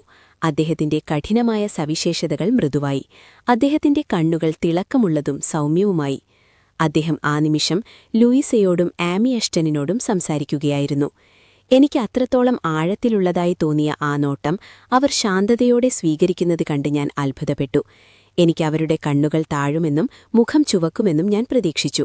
എങ്കിലും അവർ ഒരു തരത്തിലും ചലിച്ചില്ലെന്ന് കണ്ടപ്പോൾ എനിക്ക് സന്തോഷം തോന്നി. ഞാൻ അദ്ദേഹത്തെ കാണുന്നതുപോലെയല്ല അവരദ്ദേഹത്തെ കാണുന്നത്. ഞാൻ ചിന്തിച്ചു, അദ്ദേഹം അവരുടെ വർഗ്ഗക്കാരനല്ല, അദ്ദേഹം എന്റെ വർഗ്ഗത്തിൽപ്പെട്ടവനാണെന്ന് ഞാൻ വിശ്വസിക്കുന്നു. എനിക്കുറപ്പാണ്. എനിക്ക് അദ്ദേഹത്തോടൊരാത്മബന്ധം തോന്നുന്നു. അദ്ദേഹത്തിന്റെ മുഖഭാവത്തിന്റെയും ചലനങ്ങളുടെയും ഭാഷ എനിക്ക് മനസ്സിലാകുന്നു. പദവിയും സമ്പത്തും നമ്മെ അകറ്റുന്നുണ്ടെങ്കിലും എന്റെ തലച്ചോറിലും ഹൃദയത്തിലും രക്തത്തിലും ഞരമ്പുകളിലും അദ്ദേഹവുമായി എന്നെ മാനസികമായി യോജിപ്പിക്കുന്ന എന്തോ ഒന്നുണ്ട്. കുറച്ചു ദിവസങ്ങൾക്ക് മുമ്പ് അദ്ദേഹത്തിൽ നിന്ന് ശമ്പളം വാങ്ങുക എന്നതല്ലാതെ എനിക്ക് അദ്ദേഹവുമായി മറ്റൊരു ബന്ധവുമില്ലെന്ന് ഞാൻ പറഞ്ഞിരുന്നു. ഒരു ശമ്പളം നൽകുന്നവൻ എന്നതിലുപരി മറ്റൊരു രീതിയിലും അദ്ദേഹത്തെക്കുറിച്ച് ചിന്തിക്കരുതെന്ന് ഞാൻ എന്നെ തന്നെ വിലക്കിയിരുന്നു. പ്രകൃതിക്കെതിരായ നിന്ദ. എനിക്കുള്ള എല്ലാ നല്ലതും സത്യസന്ധവും ശക്തവുമായ വികാരങ്ങളും അദ്ദേഹത്തിനു ചുറ്റും കുമിഞ്ഞുകൂടുന്നു. എന്റെ വികാരങ്ങൾ ഞാൻ മറച്ചുവെക്കണമെന്ന് എനിക്കറിയാം. ഞാൻ പ്രതീക്ഷകളെ അടിച്ചമർത്തണം. അദ്ദേഹത്തിന് എന്നെക്കുറിച്ച് വലിയ താൽപ്പര്യമുണ്ടാകില്ലെന്ന് ഞാൻ ഓർക്കണം. ഞാൻ അദ്ദേഹത്തിന്റെ വർഗ്ഗത്തിൽപ്പെട്ടവനാണെന്ന് പറയുമ്പോൾ സ്വാധീനിക്കാനുള്ള അദ്ദേഹത്തിന്റെ ശക്തിയോ ആകർഷിക്കാനുള്ള അദ്ദേഹത്തിന്റെ മാന്ത്രികതയോ എനിക്കുണ്ടെന്ന് ഞാൻ അർത്ഥമാക്കുന്നില്ല. എനിക്ക് അദ്ദേഹവുമായി ചില അഭിരുചികളും വികാരങ്ങളും പങ്കിടാനുണ്ടെന്ന് മാത്രമേ ഞാൻ അർത്ഥമാക്കുന്നുള്ളൂ. കാപ്പി നൽകുന്നു. പുരുഷന്മാർ വന്നതോടെ സ്ത്രീകൾ പക്ഷികളെപ്പോലെ ഉന്മേഷവതികളായി. സംഭാഷണം സജീവവും സന്തോഷകരവുമായി. Colonel ഡെന്റും mister എസ്റ്റണും രാഷ്ട്രീയത്തെക്കുറിച്ച് തർക്കിക്കുന്നു. അവരുടെ ഭാര്യമാർ കേൾക്കുന്നു. രണ്ട് അഹങ്കാരികളായ വിധവകൾ ലേഡി ലിന്നും ലേഡി ഇംഗ്രാമും തമ്മിൽ സംസാരിക്കുന്നു. സർ ജോർജ്, അദ്ദേഹത്തെ വിവരിക്കാൻ ഞാൻ മറന്നുപോയി, വളരെ വലിയ ബ്ലാൻഷ് ഇംഗ്രാം ആരുമായി ജോഡിയാകും? അവൾ മേശയ്ക്കരികിൽ തനിച്ചു നിൽക്കുകയാണ്. ഒരാൽബത്തിനു മുകളിലേക്ക് മനോഹരമായി കുനിഞ്ഞു നിൽക്കുന്നു. മിസ്റ്റർ അഡേലിനെ ചൂണ്ടിക്കാണിച്ചുകൊണ്ട്. എന്തുകൊണ്ട് അവൾക്കായി നിങ്ങൾക്കൊരു ഗൃഹാധ്യാപികയുണ്ടെന്ന് ഞാൻ കരുതുന്നു. ഞാനിപ്പോൾ ആളെ അവളുടെ കൂടെ കണ്ടു. അവർ പോയോ? ഓ ഇല്ല, അവർ ഇപ്പോഴും അവിടെയുണ്ട്, ജനൽ തിരശീലയ്ക്ക് പിന്നിൽ. എന്നെക്കുറിച്ചുള്ള സൂചന മിസ്റ്റർ. ഇല്ല, നിങ്ങൾ പുരുഷന്മാർ ഒരിക്കലും ലാഭത്തെക്കുറിച്ചും വിവേകത്തെക്കുറിച്ചും ചിന്തിക്കാറില്ല. എന്റെ പ്രിയപ്പെട്ടവളെ, ഗൃഹാധ്യാപികമാരെക്കുറിച്ച് പറയരുത്. ആ വാക്കെന്നെ പരിഭ്രമിപ്പിക്കുന്നു. അവരുടെ കഴിവുകേടും തന്നിഷ്ടവും കാരണം ഞാനൊരു രക്തസാക്ഷിയെപ്പോലെ കഷ്ടപ്പെട്ടിട്ടുണ്ട്. മിസ്റ്റർ ചോദിച്ചു. ഓ, അവനെ എന്നിലേക്ക് വിടരുതമ്മേ. ആ വർഗ്ഗത്തെക്കുറിച്ച് എനിക്ക് ഒരൊറ്റ വാക്കേ പറയാനുള്ളൂ. അവരൊരു ശല്യമാണ്. അവരിൽ നിന്ന് ഞാൻ വലിയ കഷ്ടപ്പാടുകളൊന്നും അനുഭവിച്ചിട്ടില്ല. കാര്യങ്ങൾ എനിക്ക് അനുകൂലമാക്കാൻ ഞാൻ ശ്രദ്ധിച്ചിരുന്നു. തിയോഡോമും ഞാനും ചേർന്ന് ഞങ്ങളുടെ മിസ് വിൽസൺമാരോടും മിസ്സിസ് ഗ്രേമാരോടും മാഡം ജൂബർട്ടുമാരോടും എന്തെല്ലാം തന്ത്രങ്ങളാണ് പ്രയോഗിച്ചിരുന്നത്. ആവേശത്തോടെ ഒരു പദ്ധതിയിൽ ചേരാൻ മേരിക്കെപ്പോഴും മടിയായിരുന്നു. ഏറ്റവും വലിയ രസം മാഡം ജൂബർട്ടിന്റെ കൂടെയായിരുന്നു. മിസ് വിൽസൺ പാവം രോഗിയായൊരു സ്ത്രീയായിരുന്നു, എപ്പോഴും കരയുന്ന പ്രകൃതം. അവരെ തോൽപ്പിക്കാൻ വലിയ പ്രയത്നമൊന്നും വേണ്ടായിരുന്നു. മിസ്സിസ് ഗ്രേ പരുക്കനും വികാരമില്ലാത്തവളുമായിരുന്നു. ഒരു പ്രഹനവും അവരെ ബാധിക്കില്ലായിരുന്നു. എന്നാൽ പാവം മാഡം ജൂബർട്ട്, ഞങ്ങൾ അവരെ അങ്ങേയറ്റം പ്രകോപിപ്പിക്കുമ്പോൾ അവർ ദേഷ്യം കൊണ്ട് വിറയ്ക്കുന്നതെനിക്കിപ്പോഴും ഓർമ്മയുണ്ട്. ഞങ്ങൾ ചായ തട്ടിമറിച്ചു, ബ്രെഡും വെണ്ണയും പൊടിച്ചുകളഞ്ഞു, പുസ്തകങ്ങൾ മേൽക്കൂരയിലേക്കെറിഞ്ഞു, റൂളറും ഡെസ്കും ഉപയോഗിച്ച് ബഹളമുണ്ടാക്കി. ഞങ്ങൾ ചെയ്തു. ടെഡോ, നിനക്കറിയാമല്ലോ, നിന്റെ ട്യൂട്ടറായ വിളറിയ മുഖമുള്ള മിസ്റ്റർ വൈനിങ്ങിനെ ഉപദ്രവിക്കാൻ ഞാൻ നിന്നെ സഹായിച്ചിട്ടുണ്ട്. ഞങ്ങൾ അവനെ വിളിച്ചിരുന്നതുപോലെ. അവനും മിസ് വിൽസണും തമ്മിൽ പ്രണയത്തിലാകാൻ ധൈര്യം കാണിച്ചു. കുറഞ്ഞപക്ഷം ടെഡോയും ഞാനും അങ്ങനെയാണ് കരുതിയത്. അവരുടെ ചില നോട്ടങ്ങളും നെടുവീർപ്പുകളും ഞങ്ങൾ ശ്രദ്ധിച്ചു. അത് പ്രണയത്തിന്റെ ലക്ഷണങ്ങളാണെന്ന് ഞങ്ങൾ വ്യാഖ്യാനിച്ചു. ഞങ്ങളുടെ ആ കണ്ടെത്തൽ ഉടൻ തന്നെ എല്ലാവരും അറിഞ്ഞു. അവരെ വീട്ടിൽ നിന്ന് പുറത്താക്കാൻ ഞങ്ങളതൊരായുധമായി ഉപയോഗിച്ചു. പ്രിയപ്പെട്ട അമ്മയ്ക്ക് ആ കാര്യത്തെക്കുറിച്ച് ചെറിയൊരു സൂചന കിട്ടിയപ്പോൾ തന്നെ അതൊരധാർമികമായ കാര്യമാണെന്ന് അമ്മ കണ്ടെത്തി. തീർച്ചയായും മോളെ, ഞാൻ ചെയ്തത് ശരിയായിരുന്നു, അതുറപ്പാണ്. നല്ല രീതിയിൽ നടക്കുന്ന ഒരു വീട്ടിൽ ഗൃഹാധ്യാപികമാരും ട്യൂട്ടർമാരും തമ്മിലുള്ള ബന്ധങ്ങൾ ഒരു നിമിഷം പോലും അനുവദിക്കാത്തതിന് 1000 കാരണങ്ങളുണ്ട്. ഒന്നാമതായി, ഓ ദൈവമേ, അമ്മേ, ആ പട്ടിക നിരത്തുന്നത് ഒഴിവാക്കൂ. ബാക്കിയുള്ളവ ഞങ്ങൾക്കെല്ലാവർക്കും അറിയാം. കുട്ടികളുടെ നിഷ്കളങ്കതയ്ക്ക് മോശം മാതൃകയാകാനുള്ള സാധ്യത, പ്രണയത്തിലായവരുടെ ഭാഗത്തു നിന്നുള്ള ശ്രദ്ധക്കുറവും ജോലിയോടുള്ള അവഗണന, പരസ്പരമുള്ള സഖ്യവും ആശ്രയവും അതിൽ നിന്നുണ്ടാകുന്ന ആത്മവിശ്വാസം, അതിനോടൊപ്പമുള്ള ധിക്കാരം, പിന്നെ ലഹളയും വലിയ പൊട്ടിത്തറയും. ആമിയഷ്ടൻ ഈ സംസാരം കേൾക്കാതെയോ ശ്രദ്ധിക്കാതെയോ തന്റെ മൃദുവായ ശബ്ദത്തിൽ പറഞ്ഞു, ലൂയിസയും ഞാനും ഞങ്ങളുടെ ഗൃഹാധ്യാപികയെ കളിയാക്കാറുണ്ടായിരുന്നു. പക്ഷെ അവർ വളരെ നല്ല ഒരാളായിരുന്നു. അവരെല്ലാം സഹിക്കുമായിരുന്നു. ഒന്നും അവരെ പ്രകോപിപ്പിച്ചിരുന്നില്ല. ഇപ്പോൾ നിലവിലുള്ള എല്ലാ ഗൃഹാധ്യാപികമാരുടെയും ഓർമ്മക്കുറിപ്പുകളുടെ ഒരു സംഗ്രഹം നമുക്ക് ലഭിക്കുമെന്ന് ഞാൻ കരുതുന്നു. മിസ് ഇംഗ്രാം പരിഹാസത്തോടെ ചുണ്ടു ചുളിച്ചുകൊണ്ട് പറഞ്ഞു. അത്തരമൊരു സാഹചര്യം ഒഴിവാക്കാൻ ഞാൻ വീണ്ടും ഒരു പുതിയ വിഷയം അവതരിപ്പിക്കാൻ നിർദ്ദേശിക്കുന്നു. മിസ്റ്റർ, എങ്കിൽ അത് അവതരിപ്പിക്കാനുള്ള ഉത്തരവാദിത്വം എനിക്കായിരിക്കട്ടെ. പിയാനോയുടെ അടുത്തേക്ക് നീങ്ങുമ്പോൾ അവൾ തന്റെ ചുരുളൻ മുടി കുടഞ്ഞുകൊണ്ട് വിളിച്ചു പറഞ്ഞു. മാന്യന്മാരെ, നിങ്ങൾ കേൾക്കുന്നുണ്ടല്ലോ, മിസ്റ്റർ വിളിച്ചു പറഞ്ഞു. മിസ് ഇംഗ്രാം ഇപ്പോൾ പിയാനോയിൽ അഭിമാനത്തോടെ ഇരുന്നു. തന്റെ വെളുത്ത വസ്ത്രങ്ങൾ ഒരു രാജ്ഞിയെപ്പോലെ വിടർത്തിയിട്ട് മനോഹരമായ ഒരു സംഗീതമാരംഭിച്ചു. അതേസമയം സംസാരിക്കുകയും ചെയ്തു. പാവം നിസ്സാരരായ ജീവികൾ. അച്ഛന്റെ പാർക്ക് ഗേറ്റുകൾക്കപ്പുറം ഒരടി പോലും വെക്കാൻ അവർക്ക് കഴിയില്ല. അമ്മയുടെ അനുവാദവും സംരക്ഷണവും ഇല്ലാതെ അത്ര പോലും പോകാൻ കഴിയില്ല. തങ്ങളുടെ സുന്ദരമായ മുഖത്തെക്കുറിച്ചും വെളുത്ത കൈകളെക്കുറിച്ചും ചെറിയ പാദങ്ങളെക്കുറിച്ചും മാത്രം ചിന്തിക്കുന്നവർ. ഒരു പുരുഷന് സൗന്ദര്യവുമായി എന്തെങ്കിലും ബന്ധമുണ്ടെന്നാണോ? സൗന്ദര്യം സ്ത്രീയുടെ മാത്രം അവകാശമല്ലേ? അവളുടെ നിയമാനുസൃതമായ പൈതൃകമല്ലേ? വിരൂപയായ ഒരു സ്ത്രീ സൃഷ്ടിയുടെ സുന്ദരമായ മുഖത്തെ ഒരു കളങ്കമാണെന്ന് ഞാൻ സമ്മതിക്കുന്നു. എന്നാൽ പുരുഷന്മാരുടെ കാര്യം വരുമ്പോൾ അവർ ശക്തിയും വീര്യവും മാത്രം നേടാൻ ശ്രദ്ധിക്കട്ടെ. അവരുടെ മുദ്രാവാക്യം ഇതായിരിക്കട്ടെ: വേട്ടയാടുക, വെടിവെക്കുക, പോരാടുക. ബാക്കിയുള്ളതൊന്നും ഒരു വിലയുമില്ലാത്തതാണ്. ഞാൻ വിവാഹം കഴിക്കുമ്പോൾ ആരും തടസ്സപ്പെടുത്താത്ത ഒരിടവേളയ്ക്ക് ശേഷം അവൾ തുടർന്നു. എന്റെ ഭർത്താവ് എനിക്കൊരു എതിരാളിയല്ല, മറിച്ച് എനിക്ക് മാറ്റുകൂട്ടുന്ന ഒരാളായിരിക്കണമെന്ന് ഞാൻ തീരുമാനിച്ചിട്ടുണ്ട്. സിംഹാസനത്തിന് സമീപം ഒരു മത്സരാർത്ഥിയെയും ഞാൻ അനുവദിക്കില്ല. എനിക്ക് പൂർണ്ണമായ ആദരവ് ലഭിക്കണം. അവന്റെ ഭക്തി എനിക്കും അവൻ കണ്ണാടിയിൽ കാണുന്ന രൂപത്തിനുമിടയിൽ പങ്കിടാൻ പാടില്ല. മിസ്റ്റർ, ഇതാ ഒരു കടൽ കൊള്ളക്കാരന്റെ പാട്ട്. ശ്രദ്ധിക്കൂ. ഹാ, ഇപ്പോൾ എനിക്ക് ഇവിടുന്ന് രക്ഷപ്പെടാനുള്ള സമയമാണ്, ഞാൻ ചിന്തിച്ചു. എന്നാൽ വായുവിൽ അലയടിച്ച ആ സ്വരങ്ങൾ എന്നെ കടഞ്ഞു നിർത്തി. മിസ്റ്റർ റോച്ചസ്റ്ററിന് നല്ല ശബ്ദമുണ്ടെന്ന് മിസ്സിസ് ഫെയർഫാക്സ് പറഞ്ഞിരുന്നു. അത് ശരിയായിരുന്നു. മനോഹരവും ശക്തവുമായൊരു ശബ്ദം. അതിൽ അദ്ദേഹം തന്റെ വികാരങ്ങളും ശക്തിയും പകർന്നു. അത് കാതുകളിലൂടെ ഹൃദയത്തിലേക്ക് തുളച്ചുകയറി. അവിടെ വിചിത്രമായ വികാരങ്ങൾ ഉണർത്തി. ആ ശബ്ദത്തിന്റെ അവസാനത്തെ മുഴക്കവും അവസാനിക്കുന്നതുവരെ ഞാൻ കാത്തുനിന്നു. സംസാരത്തിന്റെ ഒഴുക്ക് വീണ്ടും തുടങ്ങുന്നതുവരെ.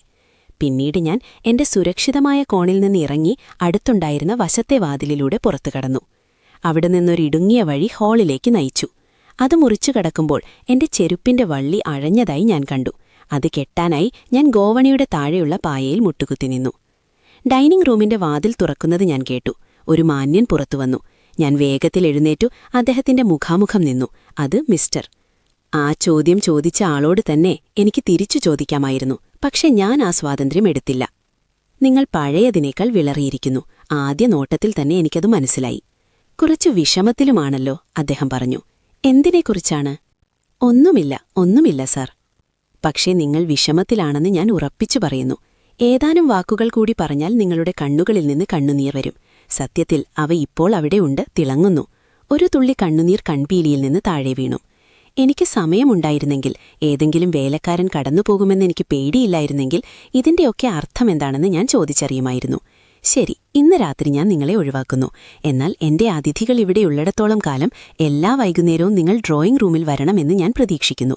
അതെന്റെ ആഗ്രഹമാണ്, അത് അവഗണിക്കരുത്. ഇനി പോകൂ, അടയിലിനായി സോഫിയെ അയക്കൂ. അടുത്ത ചാപ്റ്ററിനായി ഇപ്പോൾ തന്നെ ഞങ്ങളുടെ ചാനൽ സബ്സ്ക്രൈബ് ചെയ്യുക. കൂടെ ബെൽ ഐക്കൺ കൂടി ക്ലിക്ക് ചെയ്യുക. നന്ദി.